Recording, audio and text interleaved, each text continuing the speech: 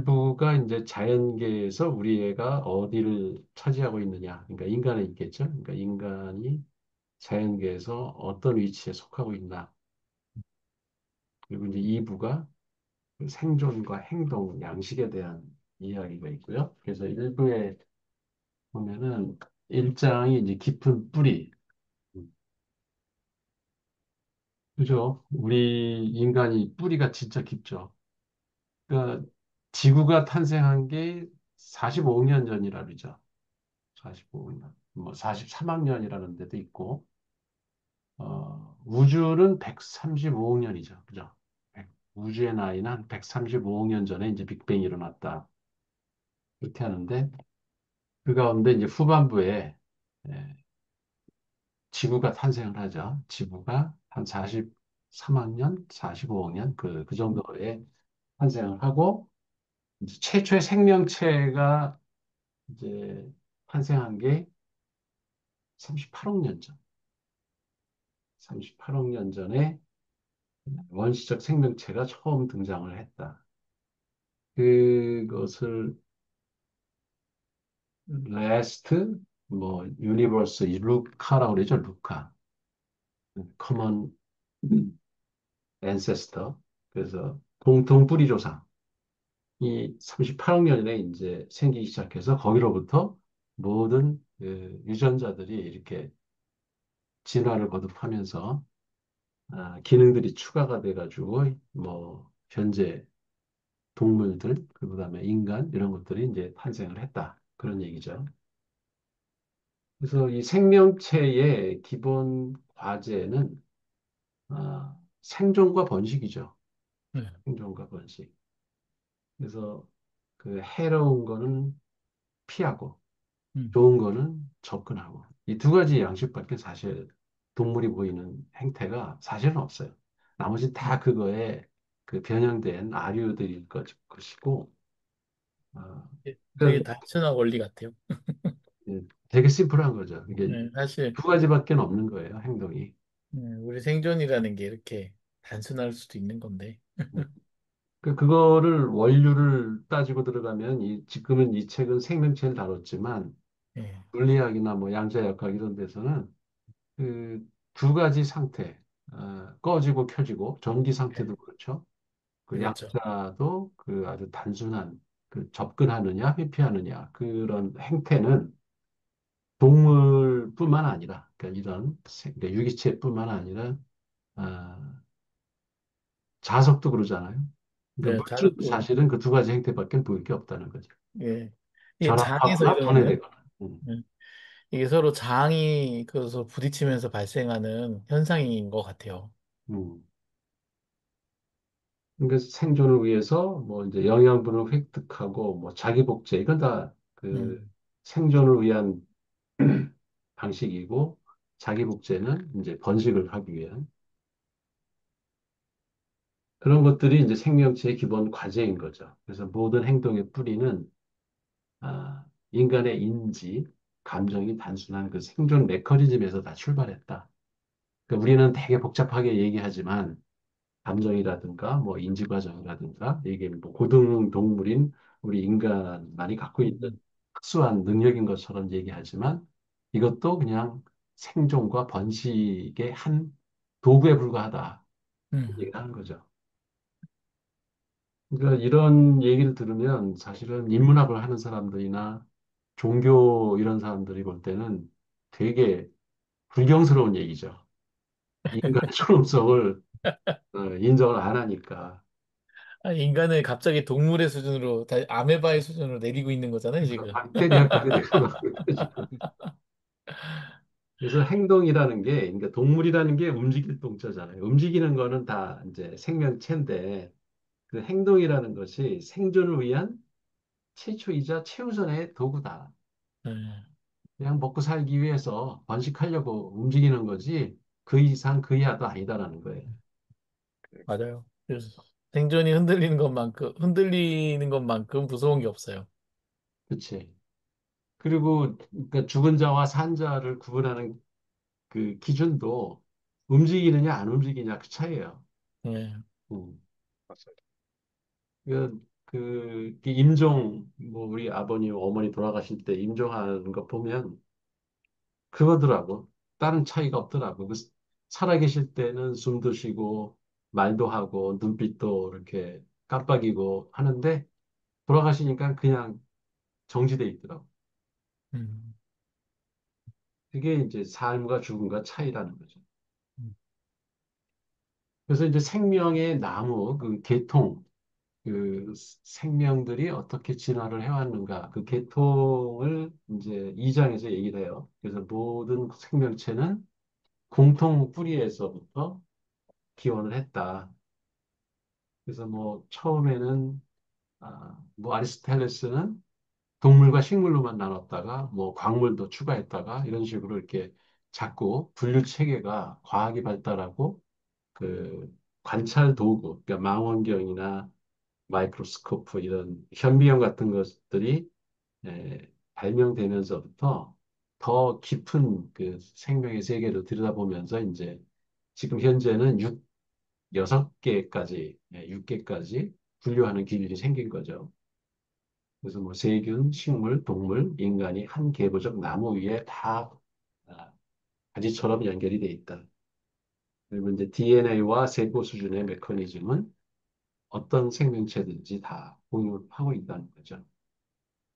그래서 이, 뭐, 이 루드만 이렇게 주장한 건 아니고, 이 해켈의 인간 계보도 저게 이제 많이 그 진화의 과정을 갖다 설명하기 위한 그림으로 인용이 많이 됐었는데, 교과에서도 나오고, 이게 이제 비슷한 그림이 이렇게 오른쪽에 있는 그 동물의, 그러니까 생물의 진화 과정을 갖다가 저기 뭐 어류부터 이렇게 조류, 무슨 유인원, 이렇게 동물 이런 식으로 다 해가지고 현대인까지 이렇게 한 거, 저런 그림이 이제 주는 오류가 마치 그렇죠. 인간이 정점인 것처럼.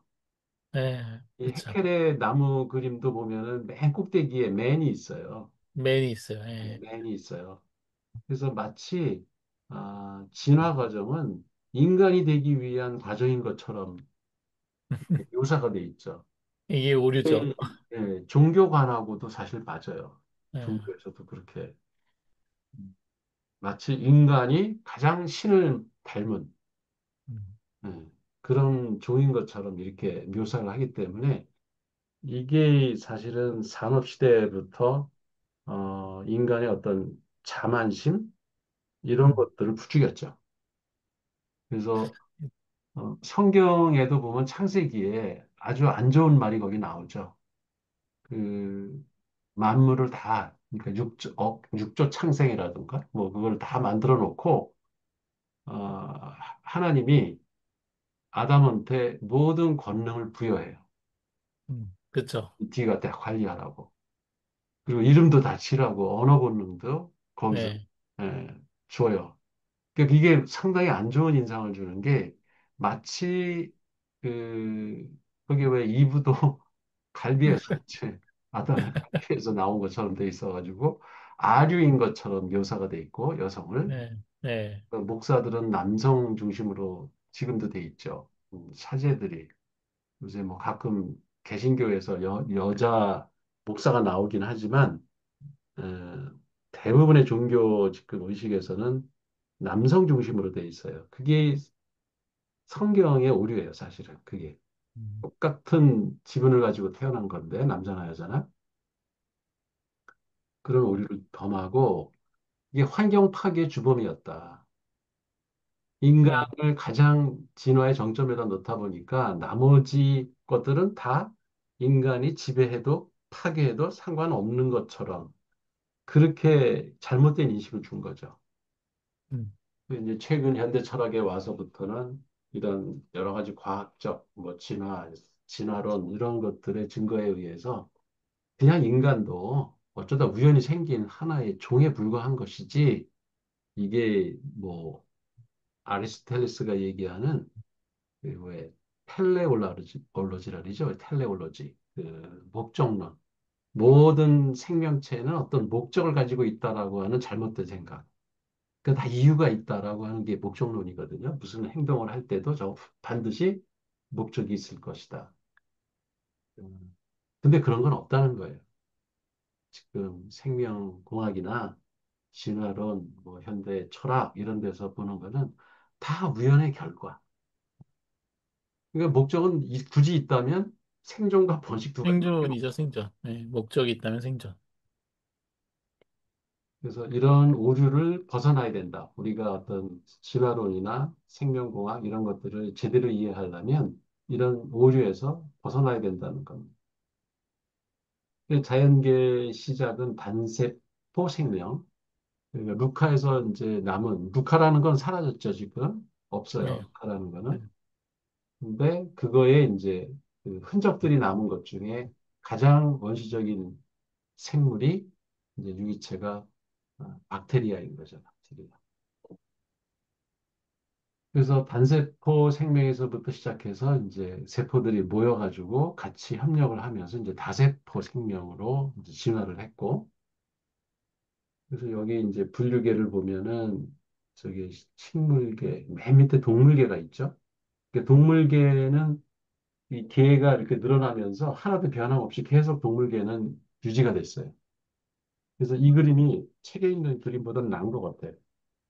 아, 그래요? 예, 공통적으로 이렇게 동물계는 그대로 유지가 되어 왔거든. 근데 음, 우리 39페이지 책의 표 3일 보면은 동물계가 들쑥날쑥해요. 그리고 이 산계에서는 뭐 광물계가 또 밑으로 내려와 있고. 음, 그래서 이걸 어떻게 분화되어 있는가를 직감적으로 이해하는 데는 별 도움이 안 되는 그 표 같아서 그 인터넷에서 저걸 찾았어요. 이계일 때 맨 밑에 동물계가 있고 그 다음에 식물계가 있죠. 저거 이제 아리스토텔레스가 분류한 거고 그 다음에 이제 원생 생물계라는 것이 현미경이 이제 발명되면서부터 하나가 추가가 됐고 단세포 동물을 발견한 거죠. 음, 그리고 이제 그 식물계는 다시 그러니까 균계가 이제 추가가 됐어요.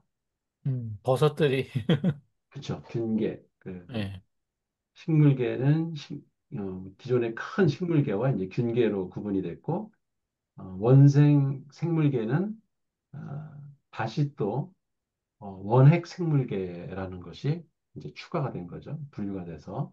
그리고 원핵 생물계는 다시 세균계와 고세균계로 나뉘고. 음. 그래서 전부 지금은 현재 생물학에서는 6개로 나누고 있어요. 카테고리가 이제 6개라는 얘기죠. 그래서 맨 꼭대기에 있는 세균계를 세균역이라고 하고, 그 다음에 고세균계를 고세균역이라고 하고, 나머지 원생 생물계와 균계, 식물계, 동물계를 합쳐서 이제 진핵 생물계라고 지금은 이제 분류를 합니다. 이거를 또 이제 단세포냐 다세포냐에 따라서 구분할 수도 있죠. 우리 책에도 그 그림 3.1이 단세포와 다세포로 구분을 했어요. 그래서 이건 지금은 거꾸로 되어 있는데 위에 있는 게 어, 원의 원생 생물계가 단세포고 음, 그 밑에 이제 식물계, 동물계는 다세포인 거죠. 음, 그리고 또 이제 분류 기준을 핵이 있냐 없냐 핵인염려. 그거 가지고 분류를 할 수도 있는데 아, 그림들이 전부 핵이 있는 거는 위로 가고 핵이 없는 건 밑으로 했더라고. 그래서 이 표하고 맞추려고 내가 그림을 뒤집어 놨어요. 아, 일부러 하신 거예요? 네, 일부러 뒤집어 놓은 거예요. 아, 아, 나 그러면 또, 이제 기준점이 그 세균력과 고세균력, 그 이제 예, 세균계와 고세균계가 거기가 이제 원핵 생물계라서 음, 핵이 없는 그두 가지는 그런 계고 나머지 네 개의 계는 원생 생물계, 식물계, 균계, 동물계는 핵이 있는 그 세포에 핵이 있는 거죠. 위에 거는 두 개는 세포에 핵도 없는 것들이고 박테리아나 뭐 이런 것들은 그래서 이렇게 분류 기준을 그냥 그 세포가 하나냐, 여러 개냐. 그다음에 핵이 있냐, 없냐. 그러니까 단세포라도 핵이 있는 아, 세포, 단세포 동물을 그거를 원생 생물계라고 하는 거죠. 음, 그래서 이렇게 구분을 하고 있다.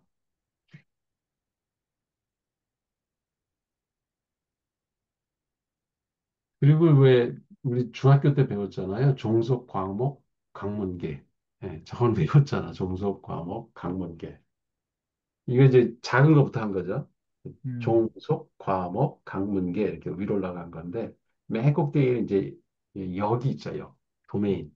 도메인이라는 게 있고 어, 그 밑에 이제 계문, 강목, 과속종 이렇게 분류를 하는 순서가 돼 있는데 이게 잘 안 헤어져요. 거꾸로 해요. 그러니까 계문, 광목, 과속종 하면은 발음도 꼬이고 이게 발음이 안 외워지질 않아서 아마 이 저 생물 선생님들이 이 밑에서부터 그 하는 게 편해서 아마 그렇게 가르친 것 같아요. 그래서 나도 기억에는 종속 과목, 강문계 이것만 기억나. 종속 과목 네, 강문계. 아직도 그렇게 가르치고 있습니다. 예, 그래서 생물책에도 그렇게 나오더라고. 네. 그다음에 여기 왜 문이라는 게 있잖아요. 이게 이제 디비전이기도 하고 영어로 한다면 뭐 필럼이라고도 그 동물 분류할 때는 발음을 하는데 문이라는 말이 우리 저 들레즈의 그 카타리 책에 문이 자주 등장합니다. 그 어, 생물을 분류하는 그 체계에 문이 나와요.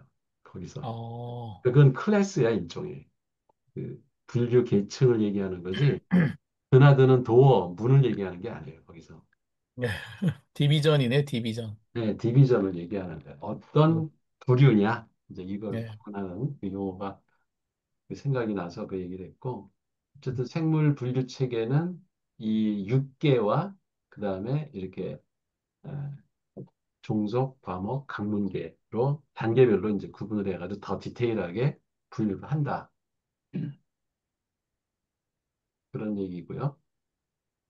그래서 그 공통조상이 38억 년 전에 루카라고 하는 것에서부터 시작이 됐고, 그 흔적들이 지금 이제 6개의 계통으로 나누어져 있다.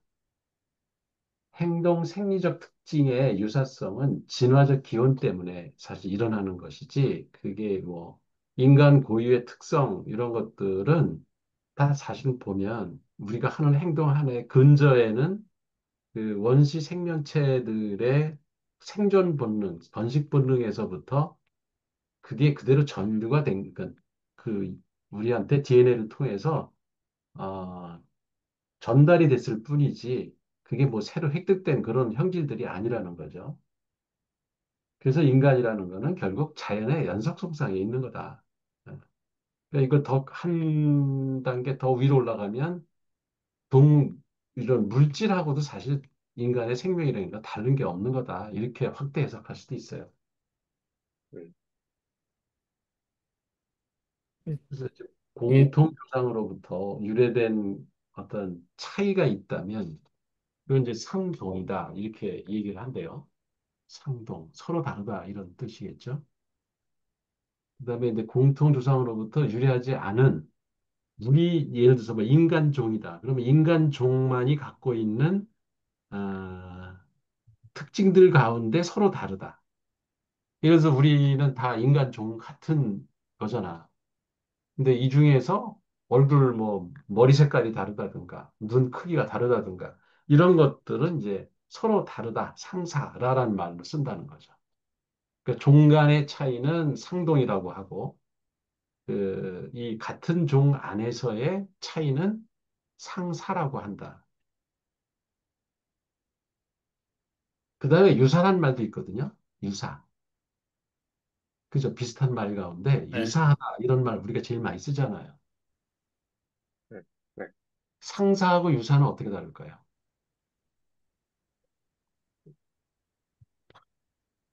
상, 음. 상사? 이게 철학적으로 되게 중요한 개념이에요. 시뮬라크르 기억나죠? 시뮬라크르. 예.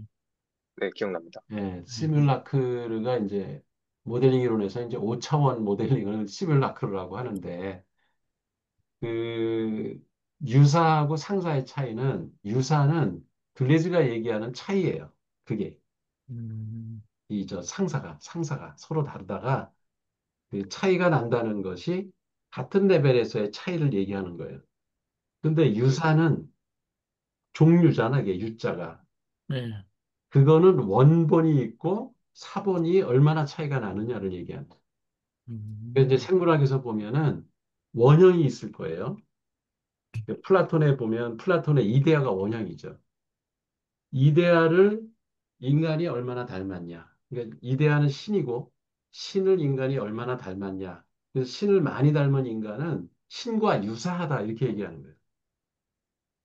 상사하다 얘기를 안 하고. 음, 근데 그 그래서 플라톤은 뭐라고 그랬냐면 어, 그 이데아를 복제해서 만든 게 만물이고 이게 이제 미메시스죠. 네. 만물이고 그 미메시스로 생성된 이런 나무, 사람, 뭐 풍경 이런 것들을 보고 그림을 그리거나 시를 쓰거나 음악을 작곡하는 거는 그걸 보고 또 흉내를 낸 거기 때문에 이제 시뮬라크로라 해서 아주 저질이라고 생각을 했는데 그래서 유사성이 무지 떨어지는 거죠. 그렇게 되면 원본에서 멀어졌으니까 복사한 걸 또 복사한 거니까. 근데 이제 그 장 보드리아르나 그 이 들레즈나 이런 현대 철학자들은 그렇게 있지도 않은 원본을 우상시하면서 그거를 얼마나 닮았느냐를 갖고 뭐 따질 게 아니라 어떤 그 존재의 가치를 갖다 구분할 때 그렇게 볼 게 아니라 기존 상태에서 얼마큼 차이를 만들어냈느냐가 더 중요하다. 그래서 그 왜 현대 미술에서도 보면은 그 마릴린 monroe 그림 이렇게 칼라로다가 여러 개 찍은 그림이 있잖아요. 네. 네. 그런 것들이 더 시뮬라크로서 가치가 있다는 거예요. 음, 그래서 시뮬라크의 개념 자체가 바뀐 거야. 플라톤 고대에는 복제의 복제품이라서 되게 가치가 없는 거라고 그랬는데 이제 현대 예술이나 현대 철학에서는 시뮬라크야말로 인간이 차이를 만들어낸 상사의 개념이기 때문에 그거에 고유의 가치가 있다. 음, 굳이 유사성을 따질 이유가 없다. 원본도 없는데 뭘 얼마나 닮았는지를 갖고 평가를 하느냐. 원본 어, 없이 스스로 만들어낸 것이 훨씬 더 가치가 있는 거다. 그래서 이제 창의성의 개념 자체가 그 시뮬라크를 만들어내는 그런 예술이나 문학 작품이나 인간의 어떤 행위, 만드는 행위, 그러니까 모델링이죠. 이런 것들의 가치가 정해진다. 그래서 이 개념이 되게 중요한 개념이라서 여기서 진화를 공부할 때 우리가 착각하지 말아야 될 게 저기 박테리아를 얼마나 닮았느냐를 따지면 유사성을 따지는 거예요. 근데 그 의미가 없잖아. 그냥 그 종류의 그 개마다 각자 가지고 있는 고유의 특성이 무엇이냐를 공부하는 게 생물학을 공부하는 태도가 돼야지 그 이전의 것을 얼마나 닮았느냐 이거는 별 의미가 없다는 거예요. 이 책에서 음, 그런 얘기들이 자주 등장을 해요. 음, 그쵸. 살아있다고 하는 게 뭐냐? 이제 유기체, 뭐 생명체, 뭐 유기체 이렇게 얘기를 하는데 생명체라고 하는 거는 생리적 단위로 기능하는 신체로서 그 구성 요소들은 고도로 협동하고 갈등을 낮춤으로써 개체 전반의 안녕을 보장하고 생명 유지 및 번식을 도와서 그 종이 존속할 수 있도록 하는 하나의 체계다. 이 개념 정의를 보고 생각나는 게 뭐예요? 없어요? 이 생명체 음, 밑에도 똑같아. 생명체는 생존 과정에서 에너지를 생산하고 소비하지만 무생물은 에너지에 의해 수동적으로 작용을 받는다. 뭐 이건 이제 생명과 그러니까 생명체와 그 무생물체를 구분하는 기준이고 어쨌든 그 유기체라고 하는 위에 거 오르가니즘이에요. 영어로 오르가니즘. 오거니즘을 그 정의하는 이 문장을 보면 뭐가 생각나는지. 저는 일반 응? 경영의 조직에서도 똑같다고 생각했거든요. 그치. 예. 이거를 왜 저번에 올려놓은 그 시스템, 일반 시스템 이론, 버털럼피의 그 시스템, 일반 시스템 이론이 그 시스템이 뭐냐를 정의하는 거랑 똑같아요, 이게. 유기체라는 거네요. 시스템이라는 건 그치? 유기체. 그래서, 그러니까 오픈 시스템, 특히 열려 있는 음, 오픈 시스템이라는 거는 환경과 에너지를 주고받느냐 여부를 가지고 클로즈, 그 폐쇄 시스템은 외부 환경과 전혀 에너지를 주고받지 않고 그 내부에서만 작용하는 거고, 그러니까 오픈 시스템은 생명체다. 그래서 사실 이 시스템이라는 말이 일반 사회과학이나 우리 뭐 컴퓨터공학 이런 기계공학 이런 데서 많이 쓰지만 1930년대에 버털람피가 논문을 쓸 때는 이게 생물학이었어요, 생물학. 음, 그러니까 시스템이라는 말이 생명공학 그 용어예요, 이게. 아, 여기서 유래했네요. 네, 여기서 나온 거예요. 지금 이 유기체에 대한 정의가 바로 이게 시스템이에요. 예, 사실 이 지금 생명에 있는 어떤 현상을 그 이 지금 조직이나 사회 아니면 어떤 그 프로세스 모듈 뭐 이런 걸 설명할 때 음, 사용한 거네요, 같이. 그치. 그거를 이제 확대 해석해서 사실 뭐 학교나 기업이나 뭐 정부나 이 나라 뭐 이런 것들도 다 인간들이라는 생명체가 결합이 돼서 만든 시스템이라서 그 음, 작동 원리는 다 똑같던 거예요. 음. 그래서 조직을 진단할 때, 경영 진단 이런 거 할 때 시스템 이론을 적용하면 되는 거예요. 예, 여기서 고도로 생명공학에서 나왔다는 협동하고 거 사람들이 모른다니까. 이게 고도로 협동하고 갈등을 낮추고 음, 기체 개체 전반의 전반의 안녕을 보장하고, 안녕 보장하고 생명 유지 및 번식을 돕는. 예. 그리고 그 조직이, 종이 존속할 수 있도록 하는 체계. 뭐가 달라? 경영학하고 똑같지. 다 그러네요. 기업의 법인이니까 인격이니까요. 그러니까, 가는 얘기네. 아, 근데 이게, 이렇다고 치면은, 이게 조직 내에서의 어떤 갈등 관리, 협동 관리, 안녕의 보장, 뭐 이런 것들이 되게 중요한 어떤 KPI 지표일 수 있겠네요. 그렇죠. 그런 게 조직의 존속을, 조직이 살아남느냐, 그리고 음, 성장하고 존속하고 번식하느냐, 그거에 이제 그 핵심 에너지들이 되는 거지. 그게 깨지면 이제 엔트로피가 증가해서 예, 엔트로피를 줄이는, 시스템은 그냥 콜랩스, 그 완전히 예, 파괴되는 거죠. 그러네요. 아까 교수님께서 산에서 말씀해 주셨듯이 협동이나 갈등을 낮추는 게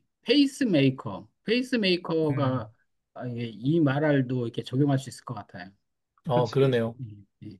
우리 그 몸에서는 바디에서는 이 심장, 맥박이 페이스메이커거든. 음, 음, 그 순환기, 호흡기 이런 것들이 페이스메이킹을 한다고. 그래서 온몸에 그런 그 여러 가지 대사 기능이나 이런 것들이 다 그 뭐야 생존을 할 수 있는 그 범위 내에서 온도도 조절하고 맥박도 조절하고 이 뭐야 속도를 조절해 주는 역할을 얘들이 한다고. 그리고 그 기저에는 이제 뇌관, 그 파충류의 뇌가 그 역할을 하고 거기서 이제 시간도 체크하고 하는 거죠. 이게 되게 유사해요. 그래서 그런 생명체를 우리가 식물을 가꾸면서 사실은 경영의 원리를 다 깨우칠 수 있어요. 농물을 이렇게 농사지면서 와, 얘들을 어떻게 해야지 그잘 길러서 좋은 과실을 맺고 꽃을 피우게 할까를 만약에 터득한다면 그러면 경영을 하는데에도 그 원리가 그대로 다 적용될 수 있다. 그러네요. 음, 이 유기체라는 단어. 그리고 이 말도 좀 무섭죠. 그 단세포 유기체에서 생존과 번식에 필요한 모든 도구는 하나의 세포에 전부 담겨 있다. 그러니까. 그러니까 저런 말을 조직에 적용하면 사람 하나하나, 우리 회사의 직원 하나하나가 사실은 모든 조직을 운영하는 데 필요한 정보를 다 가지고 있는 거예요. 그거 이제 어떻게 발현시키느냐, 이게 이제 경영의 에, 노하우가 되는 거죠. 경영의 묘미가 거기서 나옵니다. 음. 아유, 어렵네요. 어렵죠. 이게 그 개인이나 개체가 그 뭔가 이렇게 적극적으로 하려고 하는 그런 에너지가 있으면 그렇지. 그거를 이렇게 방향을 잡아서 이렇게 안내해 주면 되는 것인데 그런 에너지 자체가 없다면은 이걸 끄집어 올리는 거는 상당히 많은 힘이 들어가거든요. 그렇죠. 예. 그러니까 왜 우리 신체에서도 이게 필요하지 않은 게 하나도 없잖아. 손톱, 발톱, 뭐 그렇죠, 그렇죠, 작은 네네. 피부까지 오장육부가 다 필요하다고 이 생명체를 유지하려면. 예. 근데 이제 가끔 맹장같이 차라리 없는 게 나은 그런 기관도 있어요. 그렇죠. 그래서 이제 이게 대사작용이라고 하는 게 몸에 있는 그런 찌꺼기들을 밖으로 배출하는 거예요. 음. 네, 배출해서 내보내는. 근데 이제 그런 거죠. 그, 이게 우리 몸으로 보다 보면 뭐 이렇게 간이라는 게 계속 자기의 작용을 적극적으로 하면은 전혀 문제가 없는데 얘가 언젠가 이렇게 회의감이 느껴져서 작업을 안 해. 그치? 그리고 그냥 태만해. 그리고 이렇게 세워라 내워라 하고 있어요. 그러면 얘를 정말 적극적인 어떤 것을 활동할 수 있도록 모든 장기들이 걔를 끄집어 올리는 힘이 이게 되게 어렵다라는 겁니다. 그게 이제 뭐가 필요한 걸까? 그리고 아니면 이게 간을 드러내야 되나? 다른 걸로 바꿔야 되나? 인공으로 바꿔야 되나? 뭐 이런 생각까지 하게 되는 거가 이제 유기체 안에서 그 사람들을 조직하고 그 사람들이 목표를 향해서 가게 하는 게 아, 이, 그, 사람들하고 이렇게 일해본 입장에서는 매우 어려운 것 같아요. 맞아요. 그리고 그게 단세포처럼 본능적으로 행동을 하면은 그나마 다행인데, 네. 이게 이제 고도의 인지 능력을 가진 인간이라 네. 자기 되게 나름대로의 자기 그 비전이 있고 플랜이 있어가지고 그, 그거하고 다른 그 세포들하고 조화를 시킨다는 게 보통 힘든 일이 아니죠. 아닌 것 같아요. 예. 네. 유기체라는 단어가 다시 와닿네요. 그러게요. 되게 무서운 단어였네요.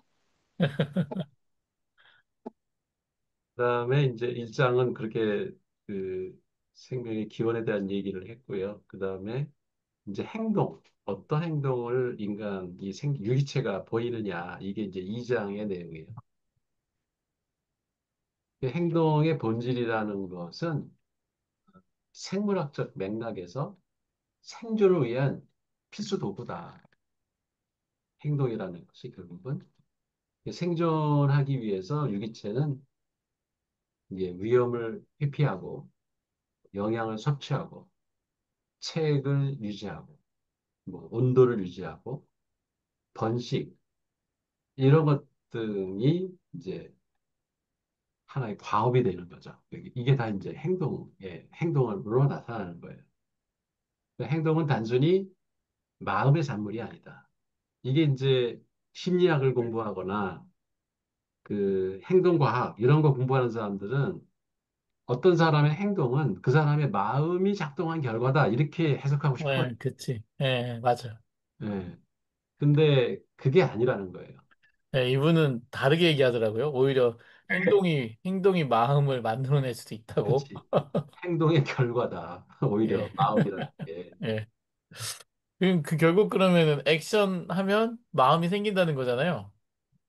그래서 그 동양 철학에서도 왜 행하라 그리고 마르크스나 뭐 이런 사람들 실천하라 그러면 나의 마음이 바뀐다. 거꾸로 몸을 맞아요. 움직이라는 그 메르로 뽕띠는 이제 몸 철학 얘기하면서 몸을 내가 어떻게 쓰느냐에 따라 내 마음이 그거에 따라간다. 이런 그 주장들 하는 철학자들이 이제 현대에서 나타나기 시작한 거죠. 근데 이 종교단체나 그 봉사단체들 있잖아요. 예. 특히 종교단체는 그러니까 활력을 얻으려면 어떻게 하냐면요. 이렇게 봉사를 하거나 이렇게 어디 가서 이렇게 하지 않으면은 사실 그 단체가 활력이 없어요. 그냥 음, 자기들끼리만 이렇게 하게 되면 상당히 되게 폐쇄적이고 그 완전 다운되거든요. 근데 동력이 떨어지죠. 누군가에게, 예, 누군가를 돕고 하기 시작하면 그게 그 자체가 이제 처음엔 쉽지가 않은데 한번 액션을 시작하면 그때부터 마음이 생긴다는 생각에 저도 아니, 동감하고 있어요. 맞아요. 그러니까 봉사 백날 떠들었고 뭐 얘기를 예, 해봐야 별 소용이 없고 예, 하다못해 그 저기 뭐야 길거리에서 그 급식 예, 그 음, 배식하고 뭐 연탄 나르고 이렇게 예, 몸으로 다 직접 가서 행동을 하면 이게 예, 봉사가 뭔지에 대한 그 예, 경험적 지식이 생긴다고. 예, 그렇죠. 그러면서 이제 그 마음이 생기는 것 같더라고요. 예. 그 왜 노인네들 이렇게 몸 씻겨주고 장애인들 예, 이렇게 목욕시켜주고 하고 이런 행위를 함으로써 그 사람들의 아픔과 이런 걸 진정으로 이해하면서 마음이 예, 이제 그 봉사하는 진짜 진정한 희생정신 이런 것들이 발달을 하지 그냥 그런 거 뭐 화면으로 보고 뭐 예, 말로 그 강의 듣고 그래봐야 생기지 예, 않는다는 거예요. 그러니까 그런 예, 면에서 예, 행동이 마음을 결정한다라는 말도 상당히 타당성이 있는 거죠. 예, 맞아요. 저도 그런 생각이 들었어요. 이, 그걸 말로 왜 표현 못했을까? 네, 그 문장을 한 문장으로 끝냈잖아. 행동은 단순히 마음의 산물이 아니라 네, 생존 압력에 적응해온 진화적 산물이고 그 행동을 함으로써 마음이라는 것이 발현될 수 있다. 예, 그러니까, 그리고 또 이것도 이제 좀 충격적인 얘기죠. 신경계 이전에도 유기체가 꼭 신경계를 가지고 있지 않아도 네, 학습과 기억 능력 또는 외부 자극에 대한 적응을 위한 행동이 가능하다. 이것도 참 신기했어요. 그죠? 행동과 기억은 이게 신경계가 있어야 가능하다라고 어, 많은 책들이 그렇게 쓰여 있죠, 지금도. 그쵸? 근데 유기체가 신경계가 없어도 얼마든지 어, 생존과 번식에 유리한 행동을 하고 또 학습도 하고 기억도 한다는 거. 그래서 단세포나 어디는, 초기 생명체들도 환경 자극에 반응을 하며 화학적 또는 세포막의 변화를 통해 유익한 조건, 이게 또 어떤 때 유해한 조건이 되는 경우도 있죠. 그걸 기억을 하거나 적응적 행동을 한다는 점을 이제 저자는 강조를 하는 겁니다. 이 메커니즘 어디에 저장된다는지 그걸 못 찾겠어요. 어디에 저장돼? 뒤에 있나요? 몰라, 뒤에는 안 읽어서 모르겠는데, 신기하긴 해요. 그 뇌과학에서는 그저 뉴런이 만나는 네, 게 그쵸. 기억이 된다 그랬거든. 그 두께의 기억이 돼 있다. 네.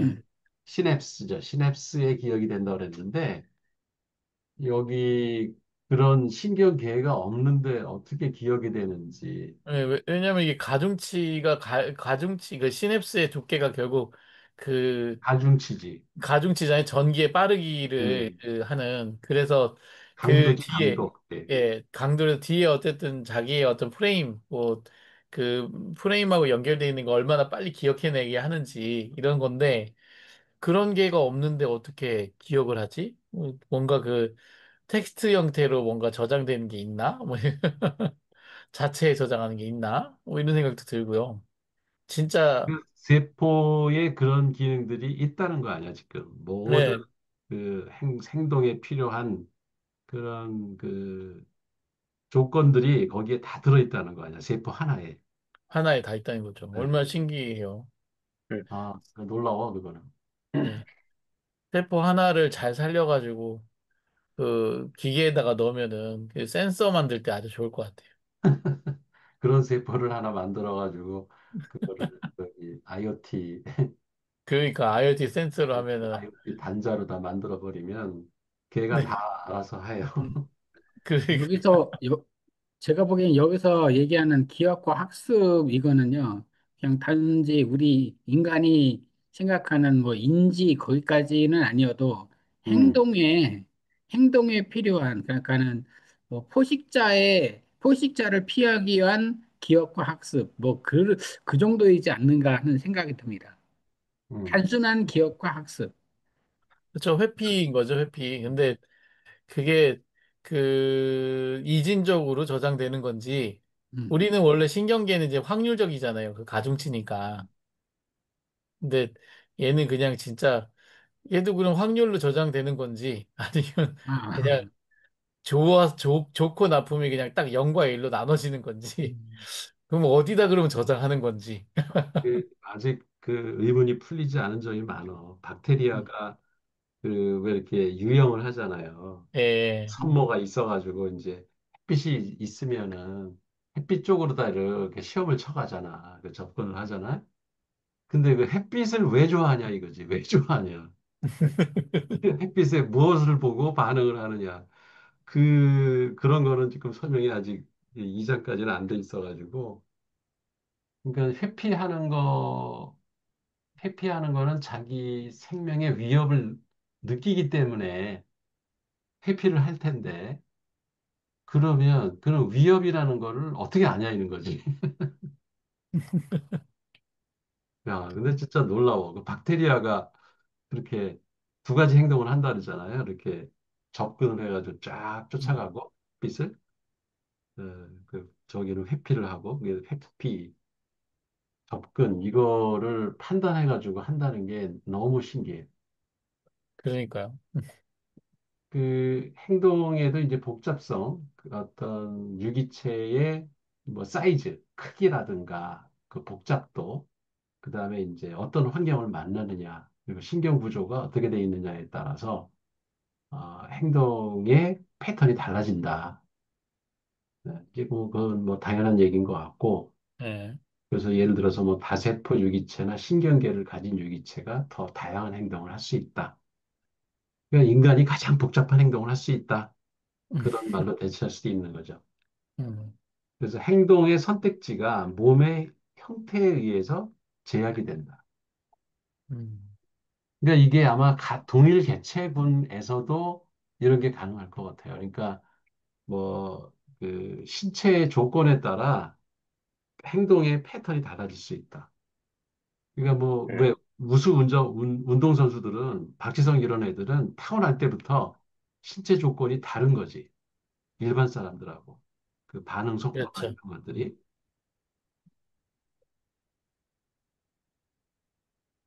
그래서 학습이라는 게 경험을 통해서 이제 여기서 정의한 거예요.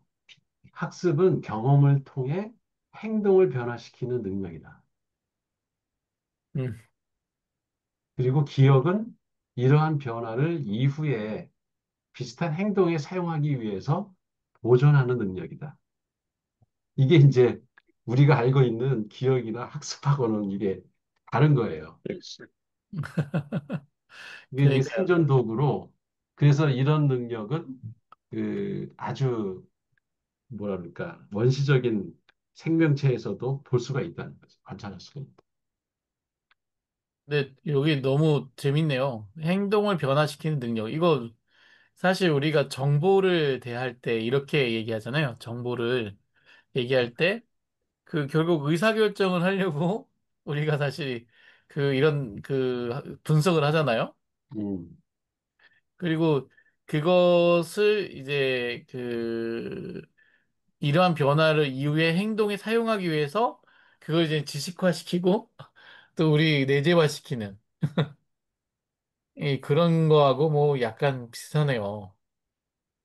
그러니까 기억을 보존하는 거고, 네. 학습은 그 다음에는 예를 들어서 뭐 쥐가 뭐서 이렇게 미로를 쫓아가고 하는 것들이 음, 처음에 이렇게 아무 데나 쑤시고 들어가 봤는데 거기는 별로 먹을 것도 없고 벽이 막혀 있어서 못 간다.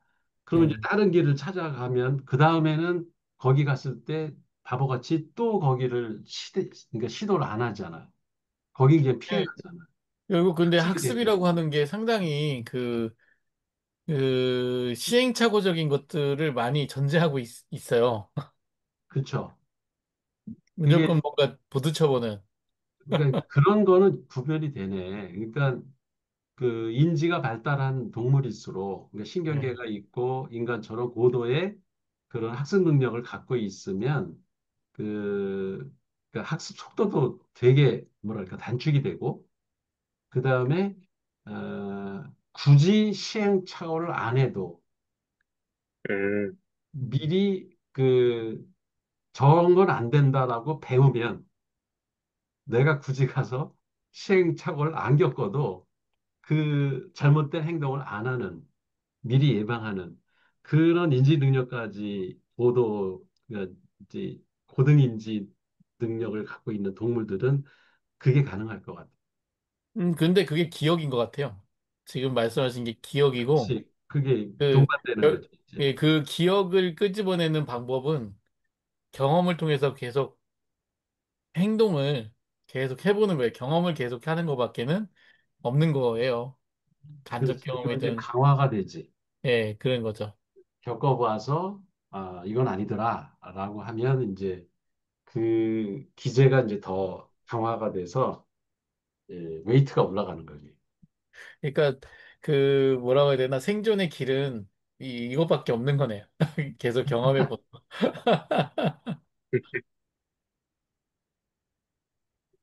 그리고 이제 감정, 의식 이런 얘기들이 나와요. 그러니까 행동은 위험을 감지하고 반응하는 회로와 밀접한 관계가 있다. 당연한 거겠죠. 그래서 하지만 행동 혹은 생존 회로가 자동적이고 비의식적으로 작동할 수 있으며 이런 게 이제 그 행동 패턴에서 반사나 어떤 조건 반사, 무슨 그 고정적 행동 이런 것들이 이제 여기에 해당하겠죠. 자동적이고 비의식적으로 작동한다. 굳이 의식이 동원하지 않아도, 그러니까 뭐가 날라오면 눈이 깜빡거리잖아. 눈을 감잖아. 이런 거는 자동 반사 반응이거든. 음. 뜨거운 거 만지면 그냥 뇌에서 그거 뭐 뜨겁다라고 해가지고 손 움츠려 이렇게 명령할 할 새도 없잖아. 그냥 세포가 딱 뜨거운 거 닿는 순간 소리 이게 띄어지거든. 그런 게 이제 아, 자동적이고 비의식적으로 작동할 수 있는 그런 부분들이죠. 근데 이제 우리가 느끼는 감정은 이건 좀 한 단계 뒤에 그 단계를 거쳐서 일어나는 아, 반응이에요. 별도의 계층적 과정을 통해서 발생합니다. 감정은. 그러니까 반사하고는 전혀 다른 거죠. 이 감정은. 그래서 행동과 감정은 다른 경험이고 감정 경험은 더 복잡한 신경 및 인지적 구조를 필요로 한다. 이 부분이 이 책이 갖고 있는 특징이에요. 음. 예. 그렇죠. 그래서 사실 나도 그 전에 이 책을 보기 전에는 그 구분을 잘 못했어. 반사와 그러니까 그 즉각적 반응이 있죠. 어떤 자극이 들어왔을 때 뇌가 반응하는 그 즉각적 반응 이거하고 그다음에 감정 반응. 그래서 감성에서 외부 자극이 들어와가지고 어떤 감각, 인상을 남길 때 발생하는 화학 물질의 반응. 그러니까 뇌에서 이제 화학 물질이 그 분비되는 거, 신경 전달 물질이죠. 신경 전달 물질이 반응되는 거. 예를 들어서 뭐 도파민이 나온다든지 코티졸이 나온다든지 이런 거에 따라서 이제 감정 상태가 그 정해진다. 이렇게 알고 있었어요. 그래서 그게 속도 면에서 같은 건지 다른 건지 구분을 못했었거든. 근데 음, 지금 요 부분에서 읽어보면은 감정은 벌써 지연된 반응이라는 거야. 음, 반사나 지연된 지연된, 뭐라고요? 지연된 반응. 아, 그 딜레이드.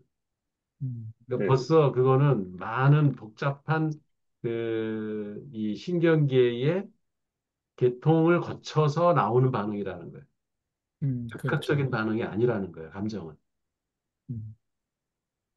근데 여기서 지금 교수님, 행동은 이제 위험을 감지하는 반응하는 회로와 밀접한 관계가 있고, 근데 이 감정은 결국 느끼는 건데, 그 위험을 제가 이제 느끼는 그 느낌을 얘기하는 건가요? 그래서 행동은 그 회로라고 한다면, 반응하는 회로? 아니, 위험을 행동은 반응인가?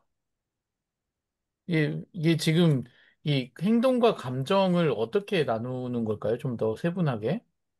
그러니까 이 책에서 주장하는 바를 나는 정확히 표현을 못 하겠어요. 근데 내가 지금까지 내가 공부하면서 내린 그러니까 알고 있는 바로는 음, 어떤 외부 자극이 뇌에 들어오면 이게 이제 뭐 피부 감각을 통해서 들어오든 시각을 통해서 청각을 통해서 들어오든 뭐 촉각이든 미각이든 이렇게 딱 오감을 통해서 그 외부의 자극이 우리 몸 안에 딱 들어왔을 때 네네. 두 가지가 있어요, 반응이. 그러니까 리액션이 있고 리스폰스가 있어요. 음, 리액션은 그야말로 조건 반사 같이 네, 즉각적으로 자극으로, 예, 반응하는 거야. 예, 무슨 이게 생각을 거치지 않고 그 고민할 것도 없이 즉각 반응하는 거예요. 그러니까 음, 뭐 공이 날라오면 눈을 감는다든가 뭐 뜨거운 걸 만지면 손을 움츠린다든가 이런 것들은 즉각적인 반응이죠. 음, 그 리액션이에요, 그거는. 그런데 나는 감정도 리액션인지를 알았다고, 그 전에는. 아, 아, 음, 네네네. 아, 감정도 리액션인 줄 알았는데 그게 아니라 리스폰스라는 거야. 그 네네네. 리스폰스는 이전에 내가 알고 있기로도 그거는 이 뇌에서 한 회로를 더 돌아요. 즉각 반응을 하는 게 아니야. 그거는 생각을 해, 일단. 그러니까 예를 들어서 누가 나를 한 대 때렸다. 그러면 즉각 반응하면은 바로 그냥 맞받아 쳐이지. 동물은 그렇게 해요. 뭐 음, 자기가 위협을 느끼는 공격을 당하면은 즉각적으로 그냥 칵 하고 덤벼가지고 상대방을 문다고. 그게 즉각 반응인데 사람은 즉각 반응을 하고 리스폰스를 해요. 리액션을 안 하고 리스폰스를 해서 얘가 나를 때렸는데 왜 때렸지? 이 생각을 한다고. 그리고 이걸 음, 내가 어떻게 반응해야지? 지금 같이 한 대 후려갈겨? 아니면 한마디 하고 천천히 테이른 다음에 나중에 한 대 때릴까? 말 안 들으면? 이렇게 고민을 하고 반응을 해요. 그게 리스폰스예요, 그거는. 음, 네네. 그게 어, 다르죠. 근데 근데 지금, 이제 지금 이 책에서 주장하는 바는 감정도 그렇다는 거예요. 음, 감정도 이성의 뇌에서 판단을 한 다음에 반응한다는 얘기예요, 지금 이게. 네. 그러면 여기서 좀 보면, 그 즉각적인 어떤 행동 혹은 생존회로, 여기가 이게 행동이라는 거를 생존회로하고 같은 개념으로 지금 생각하고 있는 것 같아요. 아니야, 아니야. 그건 아니야. 여기 위에 문장을 잘 보면 행동 네. 혹은 생존 회로가 자동적이고 비의식적으로 작동할 수 있으며지 음, 그 행동 또는 생존 회로가 자동적으로 비의식적으로 작동한다가 아니라고. 할 수도 할 수도 있어요. 있다는 거지. 그런 행동도 있는 거예요. 그러니까 우리 인간의 행동이 음, 즉각적인 반응으로 나오는 행동도 있을 수가 있어. 그렇죠. 그러니까 예, 누가 한 대 때리면 그냥 맞받아서 따귀를 딱 때리는 건 행동이 즉각 반응이잖아요. 네네. 동물들도 그런 행동을 한다고. 음, 근데 생각을 하고, 야, 이걸 어떻게 대응할까? 이 상황에서 이렇게 고민해가지고 앞뒤 다 재가지고 가장 나한테 현명한 방법이 뭔가를 생각해가지고 그 반응을 해가지고 그때 한 대 때린다. 이거는 똑같은 행동이지만 다른 거지, 층위가. 음, 지금 그 얘기를 하는 거예요. 그러니까 약간 그렇군요. 그런데 감정과 행동이 다른 경험이다. 그러니까 여기서의 행동은 위에서 나오는 즉각 행동을, 즉각 반응 네. 행동을 얘기하는 거고, 그 감정은 그거와 층위가 다르다. 그래서 지연된 행동, 그 이성적 판단을 한 행동, 이게 이제 감정하고 같다는 예, 얘기거든요. 아, 네.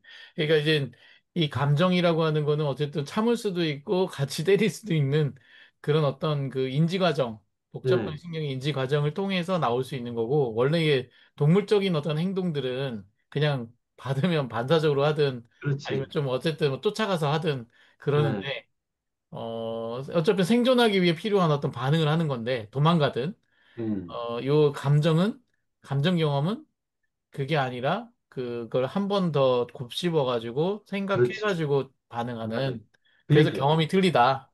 예, 이게 내가 기존에 알고 있던 뇌과학 지식하고 이 책이 다른 면이, 이 음. 부분이 바로. 아, 네, 나는 이해했습니다. 감정이 그 무의식적 반응이라고 생각했거든.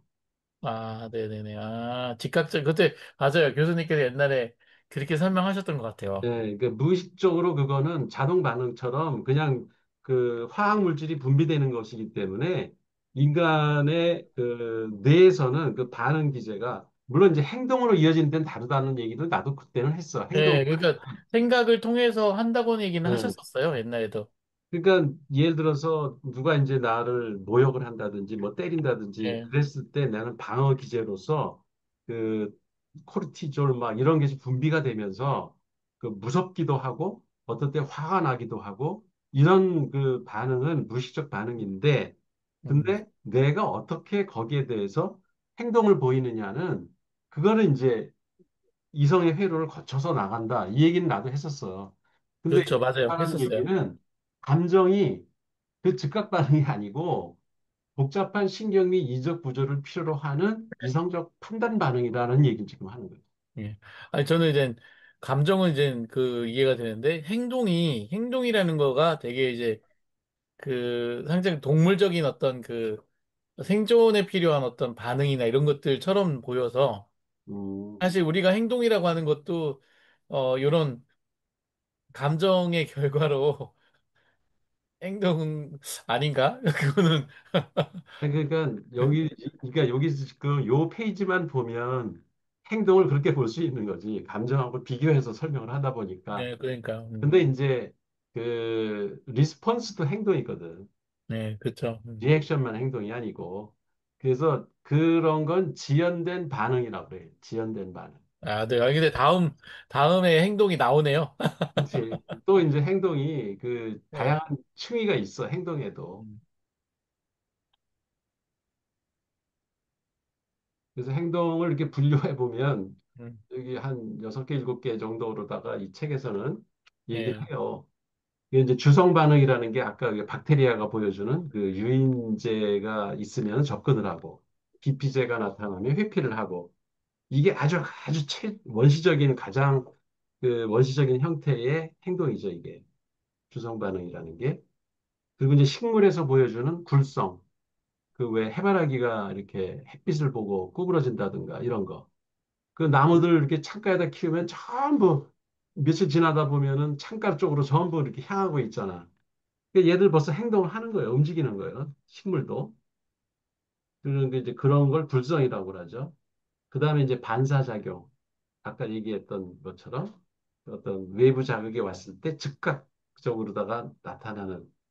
근데 이제 그런 그 반사작용하고 고정행동 양식이 비슷하긴 한데 조금 다른 게, 에, 고정행동 양식은 이제 이 저자는 고정 반응 양식으로, 부르기를 더 선호한대요. 어쨌든 고정행동을 보이는 거는 어떤 그, 그 자극을 만나면 그냥 자동적으로 행동하는 것들. 예를 들면 이제, 그 왜 오리가 알이 바깥으로, 둥지 바깥으로 나가면 이렇게 다 끌어들인대. 안쪽으로. 이게 무슨 생각을 하고 한다는 게 아니라는 거예요. 그냥 이게 자동 반응이야, 그것도. 근데 이제 반사하고는 다른 게 그러니까 반사작용은 뭐 이렇게 뜨거운 거 만나면 그냥 탁 튕긴다든가 뭐 그 저기 뭐야 하루살이 이런 거 사람이 잡으려면은 그냥 팍 피하잖아, 얘들. 그거는 반사 행동이지 이런 고정 행동은 아니에요. 그 고정 행동이 되려면 대개 조류나 포유류에서 보여주는 행동들.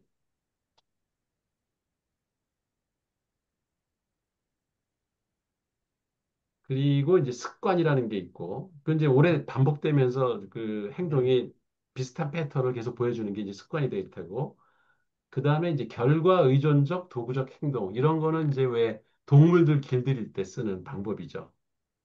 먹이를 주면은 안 예, 하던 그 행동을 배워가지고 음, 나중에는 그 합으로 먹이만 주면은 그냥 똑같이 행동하는. 그래서 조련사들이 그 왜 돌고래 훈련시키고 하는 게 바로 이거죠.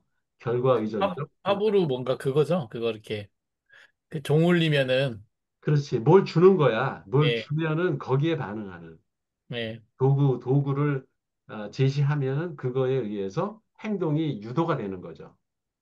음, 그러니까 이거는 DNA에 타고난 건 아니지.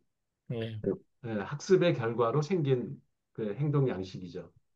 근데 이것도 사실은 즉각적으로 일어나요.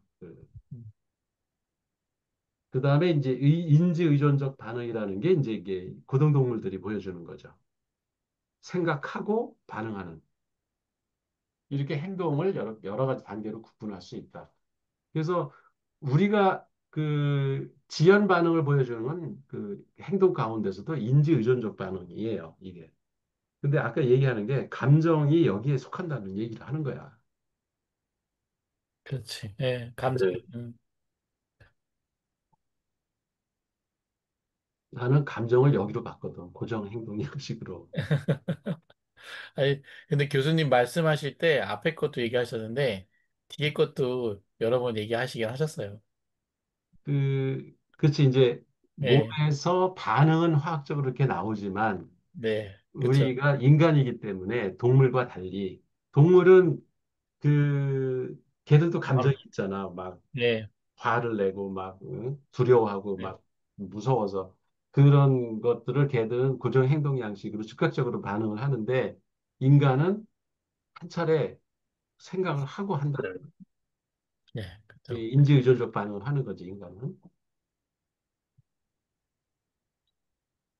그래서 이제 인지 능력이라는 거를 이 책에서 새롭게 발견한 것들이 이런 그 기존의 뇌과학에서 정의했던 개념들이 새롭게 정의한다는 것들이 신선한 게 좀 여러 가지 있었어요. 기억도 네, 그랬고, 아까 행동에 대한 것도 그랬고, 네, 인지라는 것도 이 사람은 이렇게 표상을 형성하고 그 표상을 이용해서 행동을 유도하는 능력. 이거 보면 생각나는 거 없어요? 우리 훌륭한 그 모델링 제자분들. 예, 이게 심상이잖아요. 모델링이잖아, 그냥. 심상의 예, 모델링이네요. 예, 그 심상 만들어가지고 예, 그 하는 거잖아요. 표상이 심상이고, 그 예, 표상을 이용해서 행동을 유도하는 거, 이게 이제 모델링이고, 예, 그렇죠. 그래서 뭐 만들 수밖에 없는 네, 만들어서 뭔가를 바깥으로 표출해내는 거. 추출해내는 네. 맞아요. 그래서 동물의 생존 회로가 행동을 이끌 수 있고, 그죠? 당연한 거죠, 이거는. 음, 즉각 반응을 얘기하는 거예요. 생존 회로에서는. 학습과 기억이 동물에게 존재할 수 있음을 인정하지만, 감정이나 감정의 주관적 경험, 이게 필링, 느낌이에요. 우리는 이제 감정과 느낌을 그렇게 영어에서는 구분이 돼요. 감정은 이모션이고 느낌은 feeling이라고 해석을 해요. 필링. 예. 근데 이게 달라요. 이거를 구분해 놓은 사람이 그 갑자기 뇌과학자 유명한 사람인데 우리나라에도 왔다 갔고 Looking for Spinoza 그 책을 쓴 사람인데 왜 갑자기 이름이 생각이 안 나지? 워낙 유명한 사람인데 Looking for Spinoza, 스피노자를 위하여라는 한번 검색을 해봐. 스- Looking for 스피노자, 스피노자를 찾아서 스피노자의 뇌를 찾아서 뭐 그런 책이 우리나라에 번역이 돼 있어요. 에델만, 아, 에델만. 에델만. 에델만이 이걸 구분을 했어요. 필링하고 감정이 다르다. 음, 어떻게 구분했냐면 감정은 내가 그 에델만 때문에 이 감정을 무의식적 본 거예요. 이 사람이 그렇게 구분을 했어. 스피노자 그 아, 책에서 필링은 이거는 의식의 영역이고 이 이모션, 감정은 무의식의 영역이다. 그래서 즉각적으로 일어나는 거야. 그냥 화학적 반응이 일어나는 게 감정이고 이거에 대해서 내가 이제 온갖 생각이 나는 거지. 예를 들어서 뭐 그 길냥이가 뭐 이렇게 비가 와가지고 길바닥에 쓰러져 있는 걸 보면은 일단 그걸 보는 순간 시각적 어떤 그 감성에 의해서 슬프다 이 감정이 나온다고요. 그거는 이제 몸에서 분비되는 거야 화학물질이. 그래서 슬픈 거는 사람이라면 아주 악당 아니면은 다 슬퍼. 그 죽어가는 그 길냥이를 보면은. 근데 이제 그거에 대한 반응은 사람마다 좀 달라. 느낌이 다르다는 거죠. 그러니까 감정은 똑같아. 무의식적으로 일어나는 거라서 그걸 보는 순간 또 뱀을 보면은 뭐 이렇게 두렵잖아. 그러면 코티졸이 막 분비가 되거든. 그게 화학적으로. 그건 이모션이야. 그 이제 에델만의 얘기예요. 근데 그거를 뱀이 무섭다. 그러니까 이건 빨리 피해야 된다 그러면서 머릿속에 뭐 아담, 이브가 뭐 사과 따먹는 거 막 이런 생각이 나. 그래서 얘는 저주받은 동물이야. 뭐 이러면서 이건 죽여야 돼. 막 이런 행동까지 나오게 돼.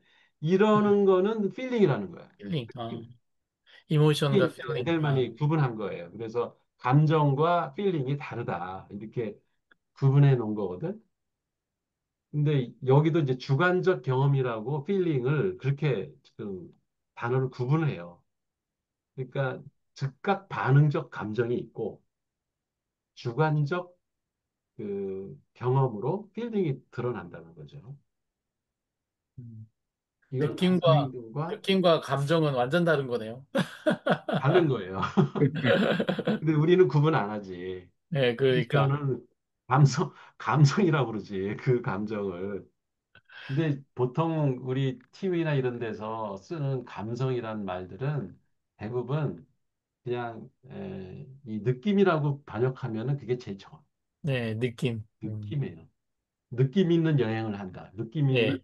뭐 경험을 한다. 이러는 게 맞는 거지. 그걸 감성 경험을 한다. 무슨 뭐 감성 음. 여행을 한다. 이건 말들이 안 돼. 그 말은 너무 어려운 것 같아요. 느낌 있는 여행이라니까 그러니까 바로 뭐가 오네. 필링이 오네.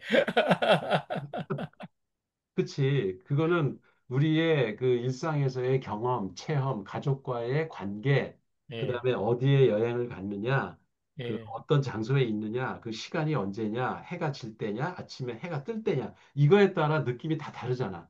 네, 그렇죠. 그러니까 그런 거를 우린 경험할 수 있거든. 근데 그걸 음. 감성이라는 말로 그냥 얘기를 해보니까 이게 뭐지? 이렇게 예, 헷갈려요, 와닿지가 않아요. 헷갈려. 예. 예, 그 말을 누가 만들었는지. 그다음에 이런 감정의 주관적 경험은 단순 행동과 조건 반서 이상으로 복잡하며 앞에서 한 얘기죠. 인간만이 가진 신경적, 인지적 구조다. 그러니까 감정은 이제 뒤에는 동물도 감정을 가질 수 있다. 이 얘기를 해요. 근데 이제 종류가 다를 거다. 아마 인간이 느끼는 감정과 그 동물들이 느끼는 감정은 다를 거다. 이런 얘기를 해요. 근데 이분도 이모션하고 필링을 나누는 것 같아요. 은근히 나누고 있어요. 그렇죠. 나누는 것 같죠? 그러면 우리가 얘기할 때는 감정이라는 얘기를 쓰지 말고 필링이라고 쓰는 게 더 낫겠네요. 감정 나오네. 그래서 이게 사람들이 감정이란 말을 너무 넓게 정의를 하고 그래서 네, 혼동이 많기 때문에 생존에서 기인한 회로, 네, 자동적, 비의식적 반응, 음, 그리고 행동적 반응 이런 거를 구분해서 봐야 된다는 거예요. 네, 그러니까요. 난 그걸 진짜. 그냥 다 후두루마뚜루 이렇게 섞어가지고 얘기하면은 감정이라는 게 뭘 얘기하는 건지. 그 심지어 음, 사람들은 감정과 느낌도 구분을 안 하고 얘기를 한다는 거죠.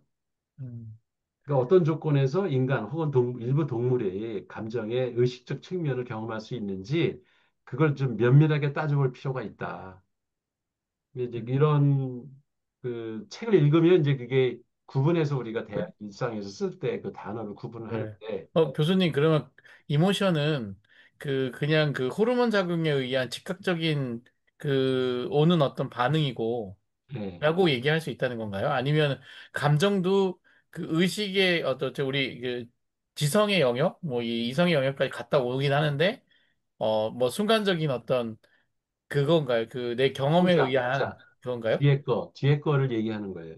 이 어, 사람은. 어, 후자를 얘기하는 거고, 근데 네, 이제 우리가 일상에서 쓰는 감정이라는 말을 쓸 때, 여기 네, 이제 그 언어에 대한 얘기도 또 나중에 나와요. 과학의 네, 발달과 언어의 어떤 그 혼란, 이런 거 얘기 나오는 게, 그게 일상 사람들이 쓰는 감정이란 단어는 아주 포괄적이라는 거예요. 그렇죠. 그래서 혼동스럽고 도대체 뭘 얘기하는지를 알 수가 없다. 음, 그게 구분해야 된다는 얘기죠. 저도 구분하고 싶어서요. 너무 근데 제발 감정적으로 하지 마. 감성하고는 완전히 다른 건데, 감성하고는 헷갈리지 말자. 네, 그렇죠. 너무 감정적으로 하지 마라고 했을 때는 너무 즉각적인 반응하지 마 이런 얘기고 너무 느낌적으로 하지 마. 그러면 네 과거의 경험에 의해서 느낌에 따라서 행동하지 마. 뭐 이렇게 이성적으로 행동하지 마 이런 얘기가 되는 거고 그런 거죠? 그러니까 이게 그 학습을 얼마나 했느냐, 그 깊이를 보면은 이게 단어에 다 나타나는 거예요. 음, 그렇지. 네, 맞아요.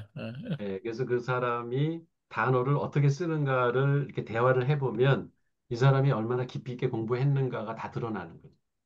네. 어차피 인간은 이 말을 할 때 그 개념을 뭐를 얼마나 정확하게 쓰느냐가 그 사람의 지식의 깊이가 거기서 다 드러나요.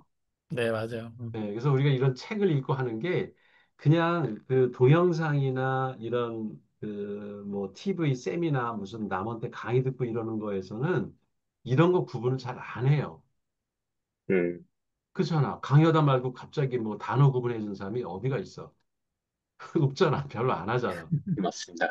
그러니까 그냥 자기가 아는 수준에서 그 단어를 그냥 알아듣고 말아요. 개념 구분을 안 하고. 근데 독서를 해야 되는 이유는 독서의 책에서는 이렇게 명확히 구분을 하잖아. 개념들을. 그래서 사람들이 제일 싫어하는 게 정의하는 거잖아. 그렇죠. 근데 사실 우리 어렸을 때 나도 기억해 보면은 초등학교 다닐 때 그 숙제가 뭐였냐면 국어 시간에 단어 뜻을 찾아가지고 그 단어 낱말, 풀이 이거를 다 노트에 다 적어가지고 숙제해가고 그러지 않았어요? 초등학교 다닐 때. 중학교 때도 그랬던 것 같아. 근데 사실 그게 공부는 제대로 시켰는데 애들이 현찮게 한 거지. 그렇죠. 낱말풀이를 정확히 안 한 거예요. 그래서 개념에 대한 명확한 정의를 갖는 게 가장 이 교육에서 중요한 건데 첫 단계고 그 개념이 명확하지 않으면 막 그 이렇게 애매모호한 상태에서 지식을 습득한다는 게 속도가 무지 느려요. 음, 그죠? 그러니까 개념이 명확한 사람은 학습 속도가 무지 빨라요. 새로운 그 학문을 접할 때도 이런 사람들은 습관적으로 보캐블러리를 먼저 익혀. 그 용어, 단어, 그 자골이지, 전문 용어. 이런 것들을 그냥 이해가 될 때까지 반복을 해가지고 익히고 난다고. 그 다음에 그 책을 보면은 그냥 쫙 들어가거든. 빠르게. 근데 바보들은 그거를 안 한 상태에서 끝까지 책을 읽으려니까 끝까지 어려워, 책이. 그런데 우리가 그 감정에 대한 이게 지금 만약에 과제 얘기를 했으면 저희 그때 과제하고 기억 못하는 게 그 과제에 대해서 어떤 저희의 음, 그 감정이라고 얘기하는 부분이 플러스가 돼서 의미 기억으로 안 간다. 그러니까 이 말의 의미는 제가 정보라는 게 정보 플러스 감정해야지 그게 의미 기억이 된다라고 했는데 거기서의 정보 플러스 감정이 아니고 정보 플러스 느낌이네요. 여기서 해석하게 되면. 느낌에 가깝죠. 응? 그러니까 그가 이제 그것도 단어 말장난이긴 한데 이렇게 포괄적으로 감정을 얘기하면 제일 큰 카테고리가 감정이고 그 속에 느낌이 있다 이렇게 얘기할 사람도 있을 거예요. 아이고, 근데 이제 에델만이나 이런 그 신경과학자, 뭐 생물학자 이런 사람들은 다른 거지. 그 두 개념이. 음, 그 지금 얘기한 대로 그렇게 정보와 이 사람이 그 주변 환경이나 그 상태, 그 상황 이런 것들을 같이 맥락으로 기억을 하는 게 그 학습에 도움이 되고 오래 기억에 남는다라고 할 때는 느낌이 맞죠. 음, 왜냐면 이 저기는 어, 여기서 얘기하는 순수한 감정, 아까 이제 뭐 도파민이 분비가 되거나 화학 물질의 반응 이런 것들은 이 의식의 영역에 들어가는 게 아니라서 음. 정보하고 결합이 안 돼요. 정보는 벌써 의식의 영역에서 있는 거거든. 같은 정보의 의식의 그러니까 영역에 이렇게 들어가려면 공부하게 되면 교수님, 필링하고는 연결이 되는 거지. 아, 네. 그럼 이제 아까 이제 언어 선택에 대해서 어, 예, 이 혼란이 오니까 더 공부하게는 되는데 지금 제가 말씀드린 거는 보통 그 학습 동기 유발 그 음, 프레젠테이션에서 뭐 상당히 많이 쓰는 강사들이 쓰는 용어거든요. 그러니까 의미 기억으로 가려면은 우리가 뭔가 그렇지. 기억하려면 의미 기억이랑 의미도 빼버리고 음, 기억은 정보 플러스 감정이다. 그래서 음, 동기가 되지 않는 자기가 선택되지 않는 감정이라고 거기에 다 들어가 있는 거죠. 자기가 정보에 대한 자기의 동기가 없으면 그건 절대로 기억이 되지 않는다. 음, 굉장히 포괄적이는데 이게 세분해버리면 그럼 이제 그게 정보에다가 기억되기 위해서 그게 감정도 아니고 감정이 더 세분화된 느낌이다. 음. 정보 플러스 느낌이다. 근데 왠지 느낌이 더 맞는 것 같으네. 근데 그치. 더 정확한 표현이지. 더 정확한 표현 같다. 한 번도 그렇게 생각 못 느낌 하고. 하면은 상황이 다 고려된 거거든. 야, 그런데 이게, 어, 그냥 필링이라는 표현이 더 낫은 것 같아요. 필링. 필링이야. 아니, 이게 되게 완전히 다르네요. 오케이? 플러스 이모션, 이모션. 그러니까 영어 단어로 얘기했을 땐 다른 표현인데, 음. 완전 다르죠. 표현도 틀리고. 어? 게다가 감성은 센서빌리티야. 완전히 달라. 네, 그렇죠. 그건 센서빌리티. 애들만의 그 감정 분류 체계에도 들어가 있지도 않아, 감성은. 음, 아예. 그건 전혀 다른 개념이야. 근데 그걸 섞어서 쓰니까 문제인 거지.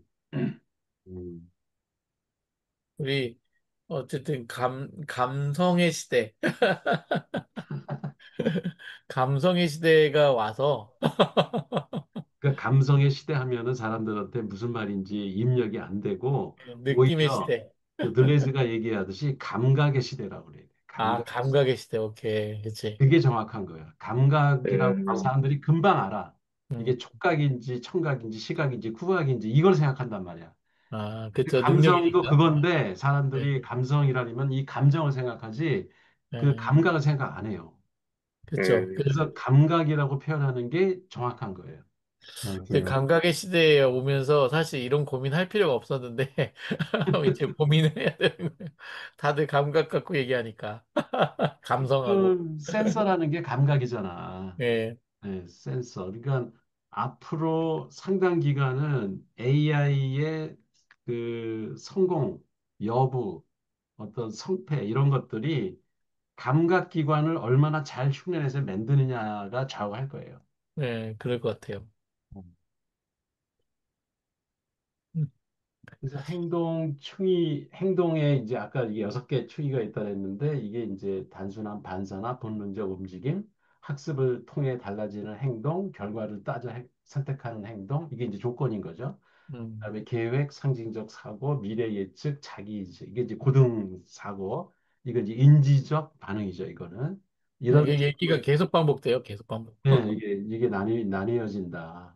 그러니까 행동이라는 거에 그 6개 층위 정도를 우리가 분류해 가면서 이야기를 합시다라는 얘기야. 이제 이 책을 네, 그렇죠. 맞아요. 쓰면. 동물도 감정을 느낄 수가 있는데 이거는 우리가 그 뭐랄까 물어볼 수가 없잖아 동물한테 어떤 감정인지. 그래서 이거를 해석할 때는 인간을 갖다가 이렇게 더 씌워서 생각하지 말고 좀 주의해라 이런 얘기예요. 네, 맞아요. 네, 다르다. 그리고 이제 동물만 행동할 수 있을까? 아니다. 식물도 아까 또, 네, 이제 맞아요.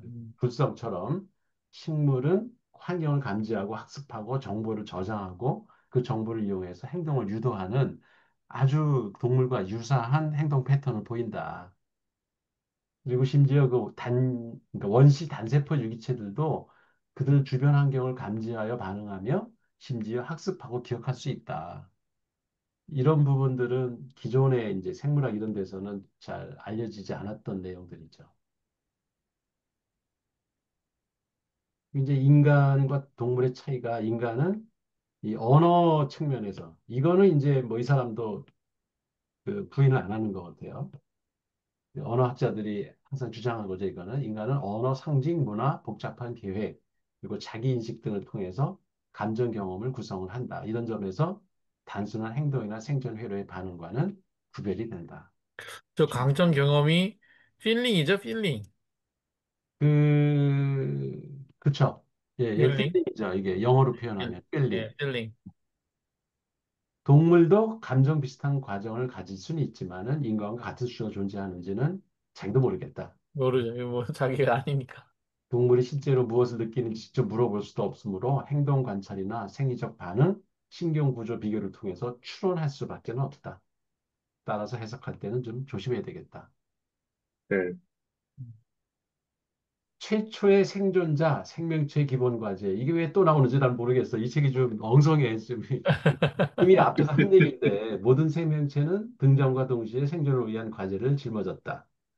에너지를 확보하는 일, 번식하는 일, 그 다음에 위험 회피. 이게 아주 기본적인 생명체의 그 과제였다. 음, 신경계가 없어도 생존을 해야 되기 때문에 단세포 생물도 외부 자극에 반응을 하고 화학적 변화와 세포학 반응을 통해서 환경에 적응을 한다.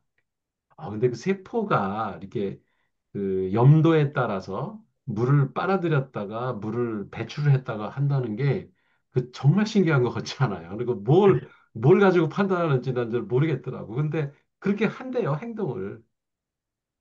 책에 음, 그런 얘기가 나오더라고. 그 세포막이 이제 그 경계 역할을 하는 거지, 거기서. 예. 그리고 단순한 회피와 접근 행동만으로도 박테리아들은 생존이 가능하고. 그러니까 그 세포막이 없으면 지금 이렇게 외부와 적절히 자기를 보호해가면서 외부의 환경을 이렇게 할 수 있는 방법이 없는 거잖아요. 계속 노출돼 버리면은 그렇죠. 계속 그 사라질 가능성이 높잖아요. 세포가. 그렇죠? 그리고 세포막이라는 게 없으면은 생명체와 그 환경과 구분이 안 되잖아. 그렇죠. 예. 그게 이제 바운더리, 경계 역할을 하는 예. 거죠. 세포막이라는 게. 이 바운더리가 중요한 건가? 음, 근데 시스템에도 항상 바운더리 얘기가 나와요. 예, 그러니까요. 시스템에서도. 나도 바운더리가 필요한 것 같아요. 그 다세포 생물이 등장하게 되는데 세포 간 협력과 분화가 이제 이루어지면서 다세포 그 생물이 등장을 한다. 그래서 보다 정교한 자극 탐지와 반응이 가능해진다. 그 세포들마다 역할 분담을 하기 시작하는 거죠. 똑같은 행동 패턴을 보이는 게 아니라 세포마다 다른 역할을 맡는다는 거. 이게 이제 다세포 생물의 특징이죠. 음, 그래서 환경 변화의 대응력이 훨씬 향상이 되더라. 음, 그래서 진화를 이렇게 이제 다세포 생물이 생기기 시작한 거지. 하나 있을 때보다는 훨씬 더 적응 능력이 뛰어나다. 음, 근데 난 신기한 게 지금 지구상에 가장 종을 많이 유지하고 번식시키는 게 박테리아래요. 그렇죠. 절대 양으로도 어, 가장 많대. 네, 나는 박테리아 그까짓 거 있어봐야 얼마나 되겠나 그랬는데 이 지구상에 있는 생명체 가운데 가장 큰 부피를 차지하고 있는 게 박테리아래. 그, 그, 음, 그게 그 그 화성 침공인가? 음. 외계인이 우리나라 그 쳐들어왔을 때 결국 걔네들이 그 멸망하는 이유가 그 박테리아잖아요. 아, 그 우주전쟁 말씀하시는 거죠? 톰 크루즈 나온. 예. 혹시, 박테리아에 감염이 돼가지고 걔네들이 다 죽어버려요. 맞아요. 어? 무슨 소리지? 응? 방금 무슨 소리가 막 났는데? 네, 아닙니다. 이 정남이가 얘기하는데, 잘 안 들리나요? 아, 야, 그 경남시에 얘기한 거예요? 정남이가 네, 얘기하는데, 그런가 봐요. 무슨 얘기한 거예요? 아, 뭐야. 그 영화, 우주전쟁이라고 톰 네. 크루즈 나온 영화 말씀하시는 거구나 싶어서요. 아, 맞아요. 그 우주전쟁도 네네. 있고, 그 옛날에 그 소설 중에 화성침공인가? 그 있어요. 왜, 진짜 어렸을 때 읽었던 책인데. 아, 다 아실 건데? 그 영화 제목은 명확히 기억이 안 나는데, 그런 내용은 기억이 나. 네. 그렇죠. 외계인들이 쳐들어와가지고, 막 지구로 다 정복할 것처럼 하다가, 왜 갑자기 그 없어지잖아요. 박테리아한테 감염이 돼가지고, 전멸하는. 그러니까 뭐 맞아요. 핵무기, 뭐 AI 아무 소용 없어, 그때는. 그, 박테리아가 네. 가장 잘 싸워. 그러니까. 생체 공격으로 밀어내잖아요. 네, 맞아요. 하여튼, 우리한테 소중한 그 35억 년 전부터 있었던 아주 소중한 아니, 그리고 친구입니다. 우리 세포 속에도 미토콘드리아 뭐 이런 것들이 다 들어있잖아. 그리고 진짜, 장에도 박테리아가 얼마나 많이 살아. 네, 그렇죠. 맞습니다. 우리 몸에서도 부피가 가장 많은 게 박테리아래요. 야, 이게 참, 그러고 보니 참 공생이네요, 공생. 같이 사는 거야. 네. 그 다음에 이제 원시 신경망이 출현하게 되는데 촉수동물 같은 생물에서 이제 발견되는 이제 단순 아주 심플한 신경망들 이런 게 이제 발견이 되고 자극이 들어오는 위치와 관계없이 동일한 반응을 일으킨다. 이제 원시 신경망에서는 그리고 행동 반응 속도를 높여서 생존 확률을 높이는 그런 역할을 한다는 거죠. 그 신경망이 생김으로써 그 동물의 뭐랄까 생명체의 그 존속 기간이 길어지는 그러니까 음, 그 종이 이제 점점 늘어나는 거죠. 그렇죠. 그 특화된 신경 구조가 이제 발전하게 되고 해파리 같은 데서 신경 집단이 이제 등장을 한다. 그리고 먹이 음, 사냥, 수영 동작 조절 등 특정 기능을 담당하게 되고 점차 뇌의 전 단계와 같은 조직으로 이제 발전을 해서 고등뇌가 이제 생긴다는 거죠. 그, 그렇게 이제 신경계가 등장하면서 생존 행동이 다양화되면서 이제 회피 행동이나 먹이 탐색, 번식 행동 등이 더 다양해진다라는 거죠. 환경 변화에 맞춰서 다양한 반응이 가능해지고 단순 생존에서 점차 복잡한 생활 양식으로 진화를 하게 된다. 그래서 어떤 경우에는 그 반응이 역반응하는 경우도 있대요. 인간한테 많이 보이죠, 왜? 네네. 근데 문어는 그러면 뭘까요? 지금 우리가 보통 요즘은 다 두뇌들이 이렇게 머릿속에 있잖아요. 이렇게 밈, 뉴런이. 음, 문화적 유전자, 밈. 네, 근데 문어는 지금 그 아, 다리나 문어. 이런 데도 뉴런이 있잖아요. 근데 얘네는 그러면 발전 중인 애들인가? 뭐, 아니면은, 그렇게 특화됐다 봐야지, 그냥. 알겠습니다. 환경 경험을 토대로서 이제 행동이 변화하게 되고, 반복 경험. 근데 이런 걸 꼭 양자역학 읽는 것 같은 느낌이 들어. 네, 맞아요. 반복 경험이 생존 확률을 높이는 방향으로 축적된다. 이것도 뭐 개체화 이론에서 이런 똑같은 얘기 나오잖아. 네, 초기 네. 수준의 기억 기능이 행동을 뒷받침한다. 음, 그리고 빠른 반사와 자동적 조절이 생존에 유리하고 지연 없는 즉각적 반응 체계가 초기 생물에서 선택이 된다. 근데 이제 음, 고등동물로 진화할수록 이 지연 반응이라는 게 늘어나요. 그 포션이. 음, 그게 어찌 보면은 결과적으로 보면은 그게 생존 가능성을 높인다는. 그러니까 우리가 무엇을 미래에 대해서 기획하고 어떤 전략을 짜고 하는 것들도 이게 다 지연 반응이거든요. 그쵸. 예, 근데 그게 더 유리하기 때문에 그런 기능들이 발전을 했을 거라고. 그래서 이제 생존 전략이 나오죠. 그 생존 전략과 전술을 구분한다면 그 전략은 장기적인 측면에서 그 생존과 번식에 유리한 행동 패턴을 찾아내는 그런 게 이제 생존 전략이고, 그 다음에 이제 전술은 미세하게 그 시점, 장소에서 가장 유리하게 행동을 보여주는 그게 이제 전술인 거고요. 방식이죠. 행동 방식.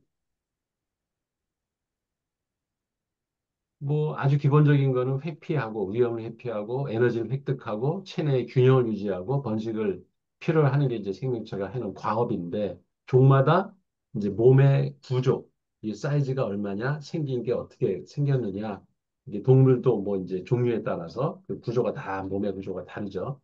또 그 부닥치는 그 환경이 달라서 어, 다른 전략과 전술을 구사해야지만 그 생존이나 그 번식의 확률을 높일 수 있는 그런 것들이 이제 생긴다는 거죠. 그 구조가 먼저 생긴 걸까요? 환경이 구조가 생겨서 환경에 적응을 잘하는 걸까요? 아니면 이게 환경에 닭이 살다 먼저냐 보니까 알이 먼저냐인데 내가 그냥 추론하기로는 네, 구조가 먼저 생긴다는 건 좀 넌센스 같아요. 그, 그, 그렇게 생겨 먹어가지고 환경에 적응하게 사는 건 아닌가?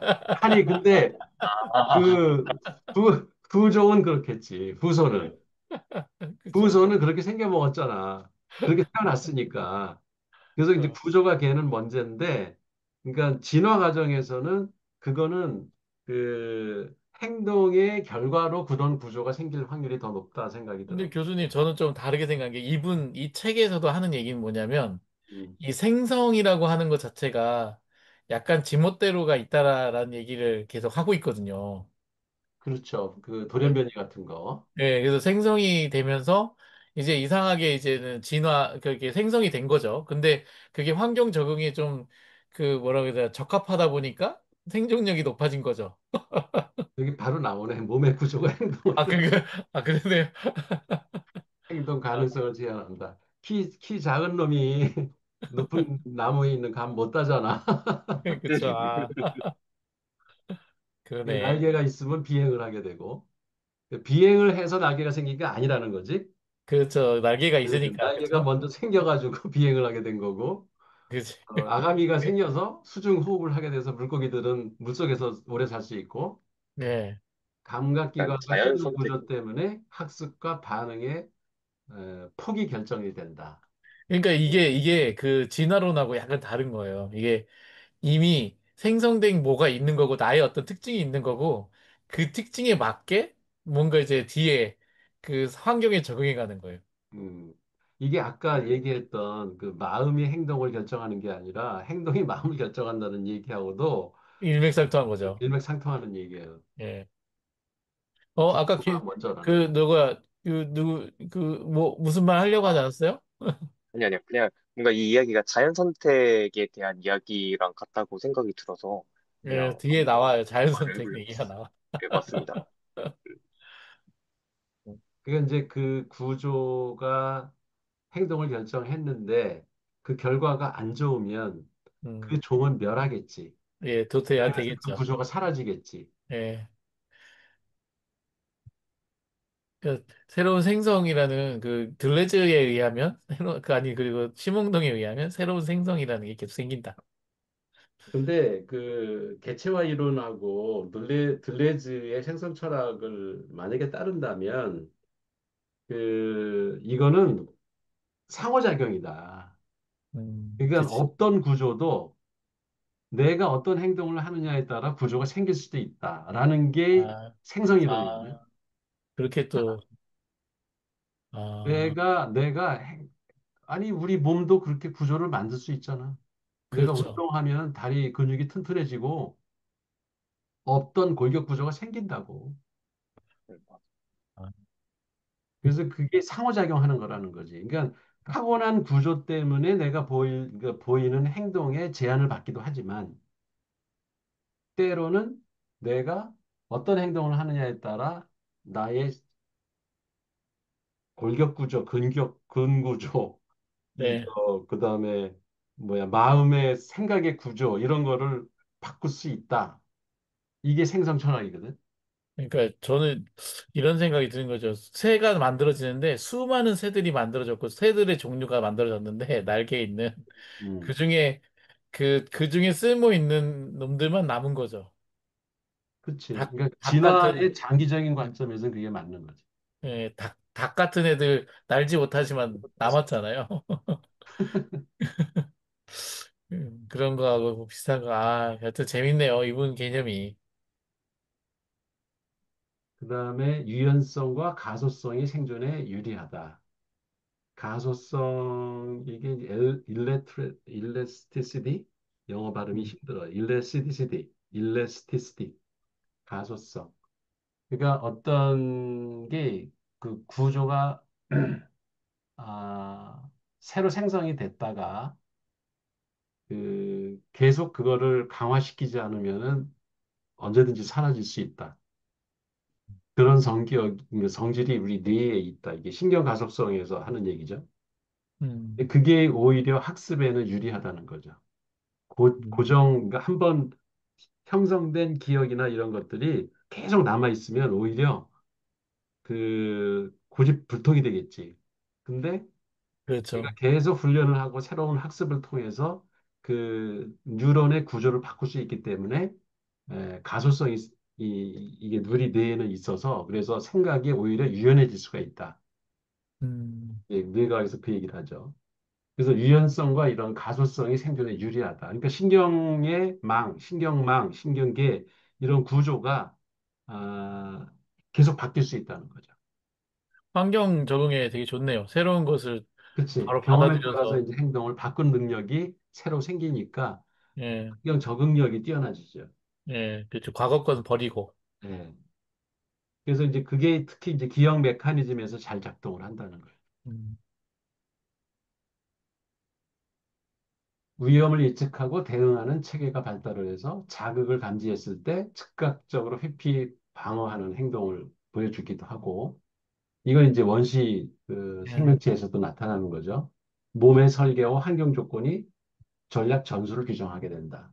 음, 그러니까 이게 이 책의 또 특징이 그거 같아요. 물론 이제 생물의 근거를 두고 하는 얘기라서 몸을 강조하는 것 같은데, 이게 철학에서는 사실 몸을 거의 안 다뤘었거든요.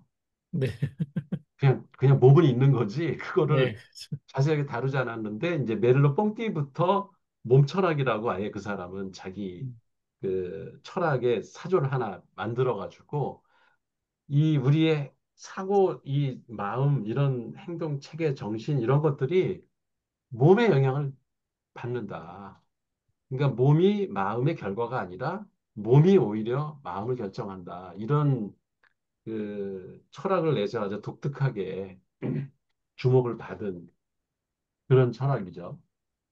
그건 지금 현재도 유지가 되고 있는 철학인가요? 그럼요.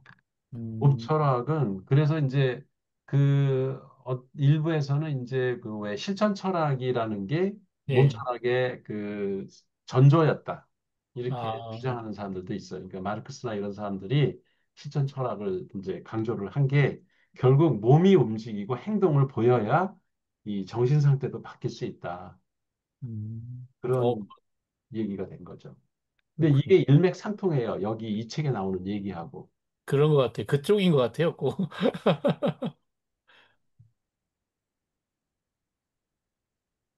이제 일부 반응은 자동적 무의식적으로 발생하지만 다른 행동은 선택적 의도적. 이게 선택적 의도적이면은 이제 이거는 필링이야. 느낌의 필링. 영역으로 들어가는 거예요. 의식의 영역으로 들어가서 이성이 작동하면서 행동이 나오는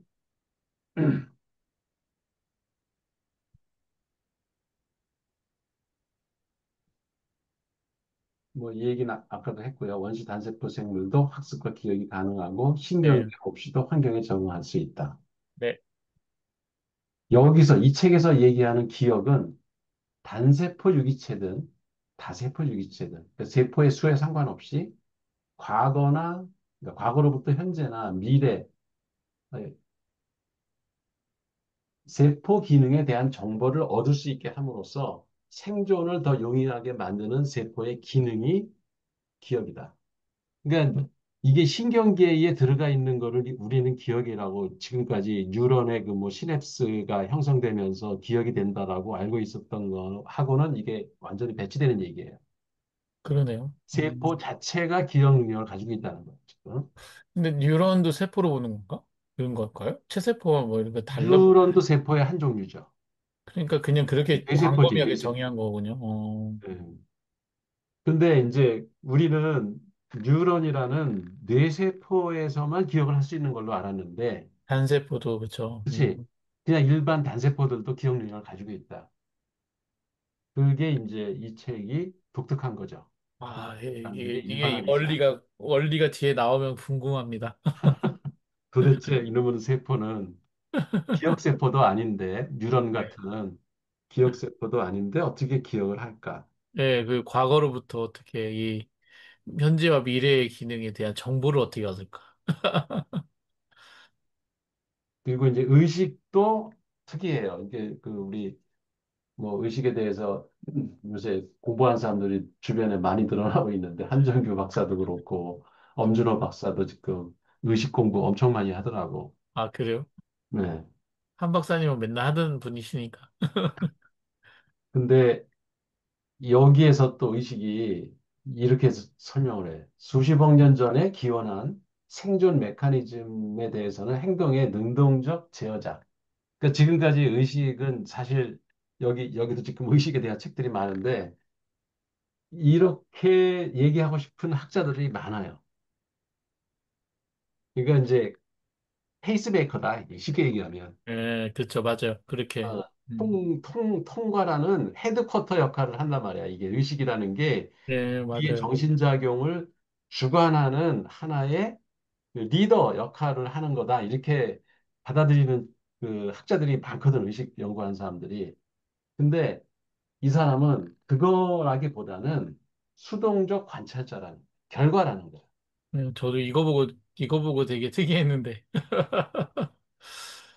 이거는 의식 공부하는 사람들한테 상당히 이제 논란을 많이 할 음, 만한 내용이에요. 그러니까 의식이 주체의 역할을 하느냐, 주관적 어떤 주도적 역할을 해서 우리 정신 활동을 관장을 하느냐, 아니면 그냥 의식이라는 거는 우리 몸에서 일어나는 여러 가지 그 행동의 자극이나 이런 것들에 대한 수동적 반응의 결과로 의식이 작동을 하는 거냐. 이거의 논쟁이거든. 그러니까 음. 이건 그 분쟁의 소지가 큰 이해 주장이긴 해요. 근데 교수님, 이게 그 무의식의 어떤 그런 거라면 지금 수동적 일 수도 있지만 자의식의 얘기는 필링하고 또 가깝지 않나요? 그러니까 이 부분은 나도 명확하게 그 네. 정의하기가 지금 힘들어. 의식 공부를 나도 지금 하는 중인데 어려워요. 이 부분은. 이 사람 네. 말을 그 100% 나는 공감을 못해. 나는 아직은. 아, 오케이, 오케이. 네. 근데 그럴 수도 있을 수도 있다. 다만 의식을 세분화하면 그러니까 의식에도 층위가 있다라고 하는 학자들도 있거든. 근데 교수님, 저는 좀 어떤 생각도 드냐면, 음, 이 자동화 메커니즘이라고 보거든요. 저는 의식을 약간의 자동화 메커니즘?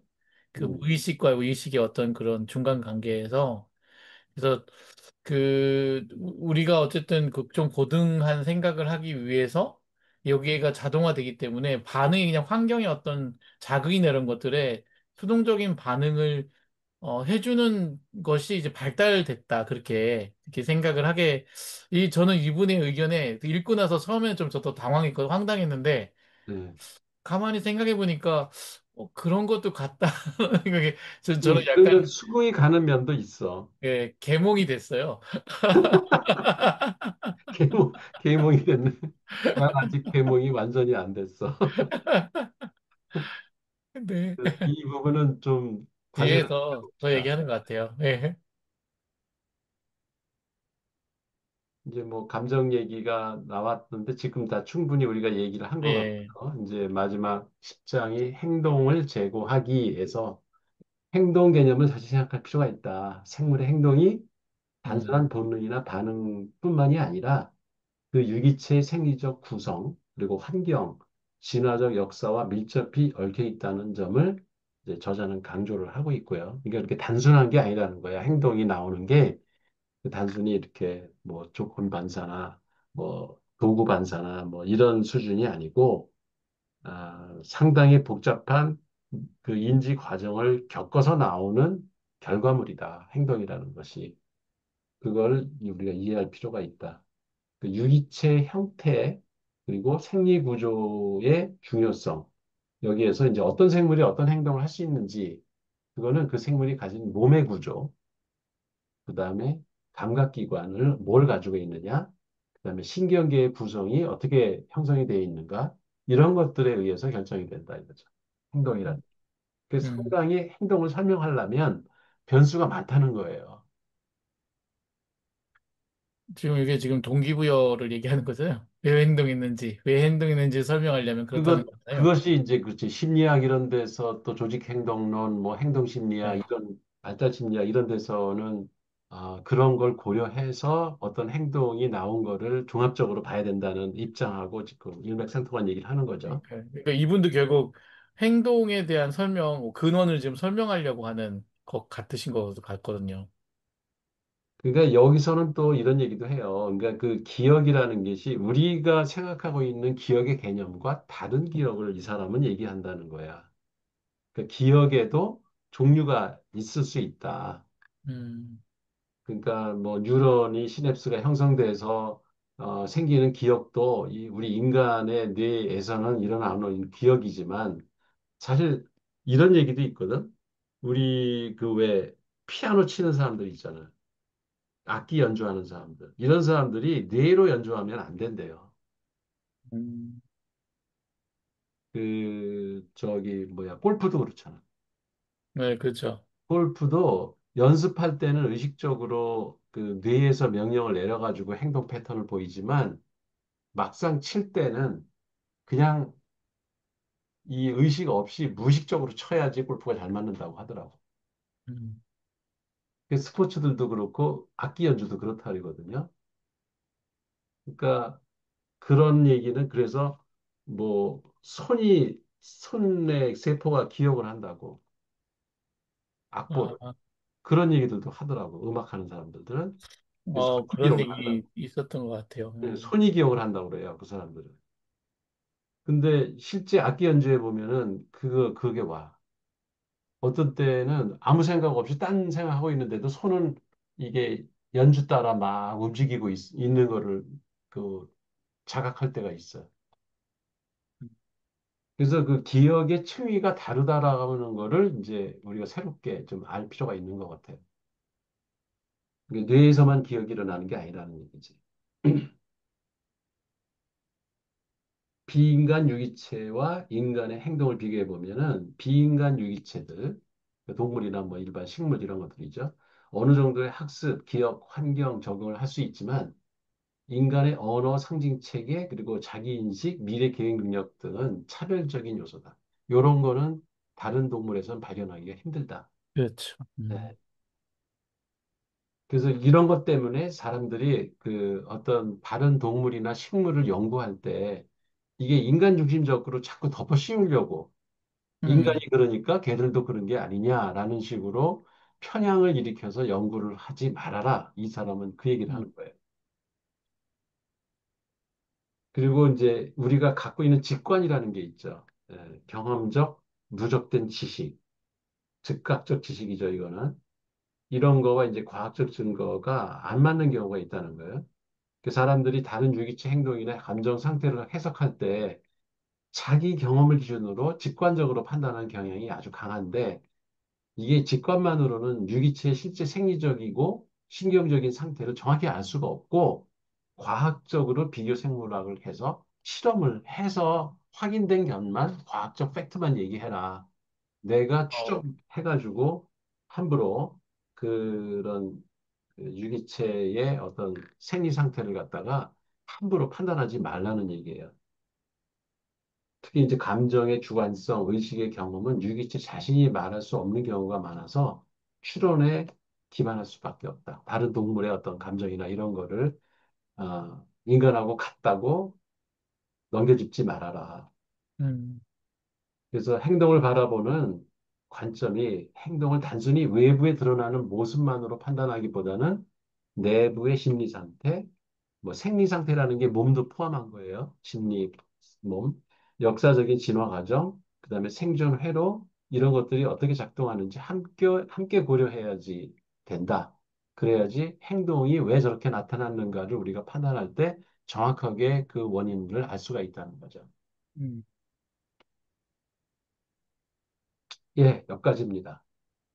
그래서 네, 결론을 본다면 그게 우리가 우리의 행동 패턴을 뭐 감정의 상태나 이런 것들을 그 원인 분석하고 유추를 하고 할 때, 아주 기본적으로 원시 생물부터 이렇게 지나오는 과정에서 자동적으로 유전되어 온 것들은 무엇인지를 우리가 알아야 분리를 해서 판단해야 된다. 그러니까 인간 고유의 어떤 감정이나 인지, 고등 인지 능력, 이런 것들은 그것대로 따로 다뤄야지 이걸 섞어가지고 원초적으로 우리가 행동으로 보여주는 패턴, 이런 거와 인간만이 보여줄 수 있는 고유 행동을 혼동해서는 안 된다는 얘기를 이 사람은 하고 싶은 것 같아요. 이 책을 통해서. 음. 그렇게. 네. 저는 이거 보면서, 행동, 그 뭐죠, 행동경제학? 행동경제학을 좀 근원적에서 공부할 수 있을까 생각했는데요. 처음에 읽으면서. 지금 그 2부까지 읽었는데. 그러니까 행동경제학, 뭐 조직행동론, 뭐 예, 이런 거를 공부할 때는 예, 그걸 구분을 해서 원초적으로 우리 조상, 그 루카가 보여줬던 그 네. 생명의 기제로서 작용했던 행동들은 분리를 해야 된다는 얘기죠. 음, 그쵸. 애들이랑 섞어서 하면은 혼란이 가중될 수밖에 없다. 그런 것 같아요. 네. 어, 되게 근본적인 질문들이 많아가지고, 저는 되게 그러니까 좋아요. 세상을 좀 명확하게 구분해서 볼 수 있는 그 좀 통찰력이 생기지 않을까? 이 책을 읽고 나면. 예, 아니, 내가 왜 일하는가의 이유도 돼요. 그렇지. 저는 사실 그 예전에 10년 전에 결국 이 생존이라고 하는 단어 속에서 내가 일하고 있는 이유를 찾았어요. 그리고 왜 우리는 221번째나 괴족산을 도를까? 네. 이상한 행동이거든. 예, 생존이죠. 그런 거를 설명하려면 이런 책을 읽으면 이제 좀 예, 명확히 구분해서 어떤 원인에서 이런 행동을 우리가 하고 어떤 예, 그렇죠. 원인에서 이런 패턴을 보인다라는 거를 그 규명을 할 수 있을 것 같아요. 네, 재밌네요. 어쨌든 미생물의 세계에 한번 빠져보시죠. 그래요. 다음 주에 봅시다. 고생들 했습니다. 네, 오늘 그래도 처음 왔는데, 우리 의견 한번, 이경론 예, 학생이 소감 한번 들어야 되죠. 그 처음 창모공에 참여한 소감을 한번 들어봅시다. 소리가 안 들려. 소리가 안 들려, 소리 안 들려, 소리 안 들려.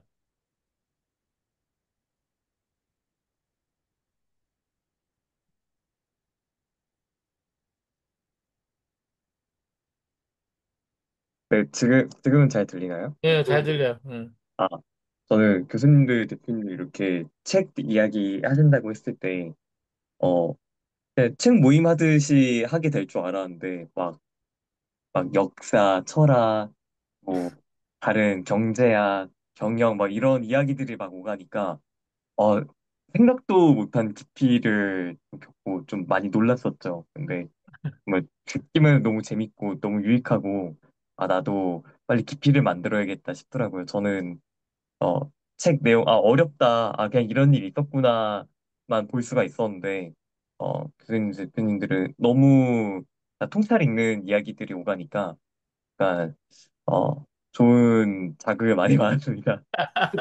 아, 여기 친구, 우리 아주 좋아요. 마음에 드는 얘기만 해.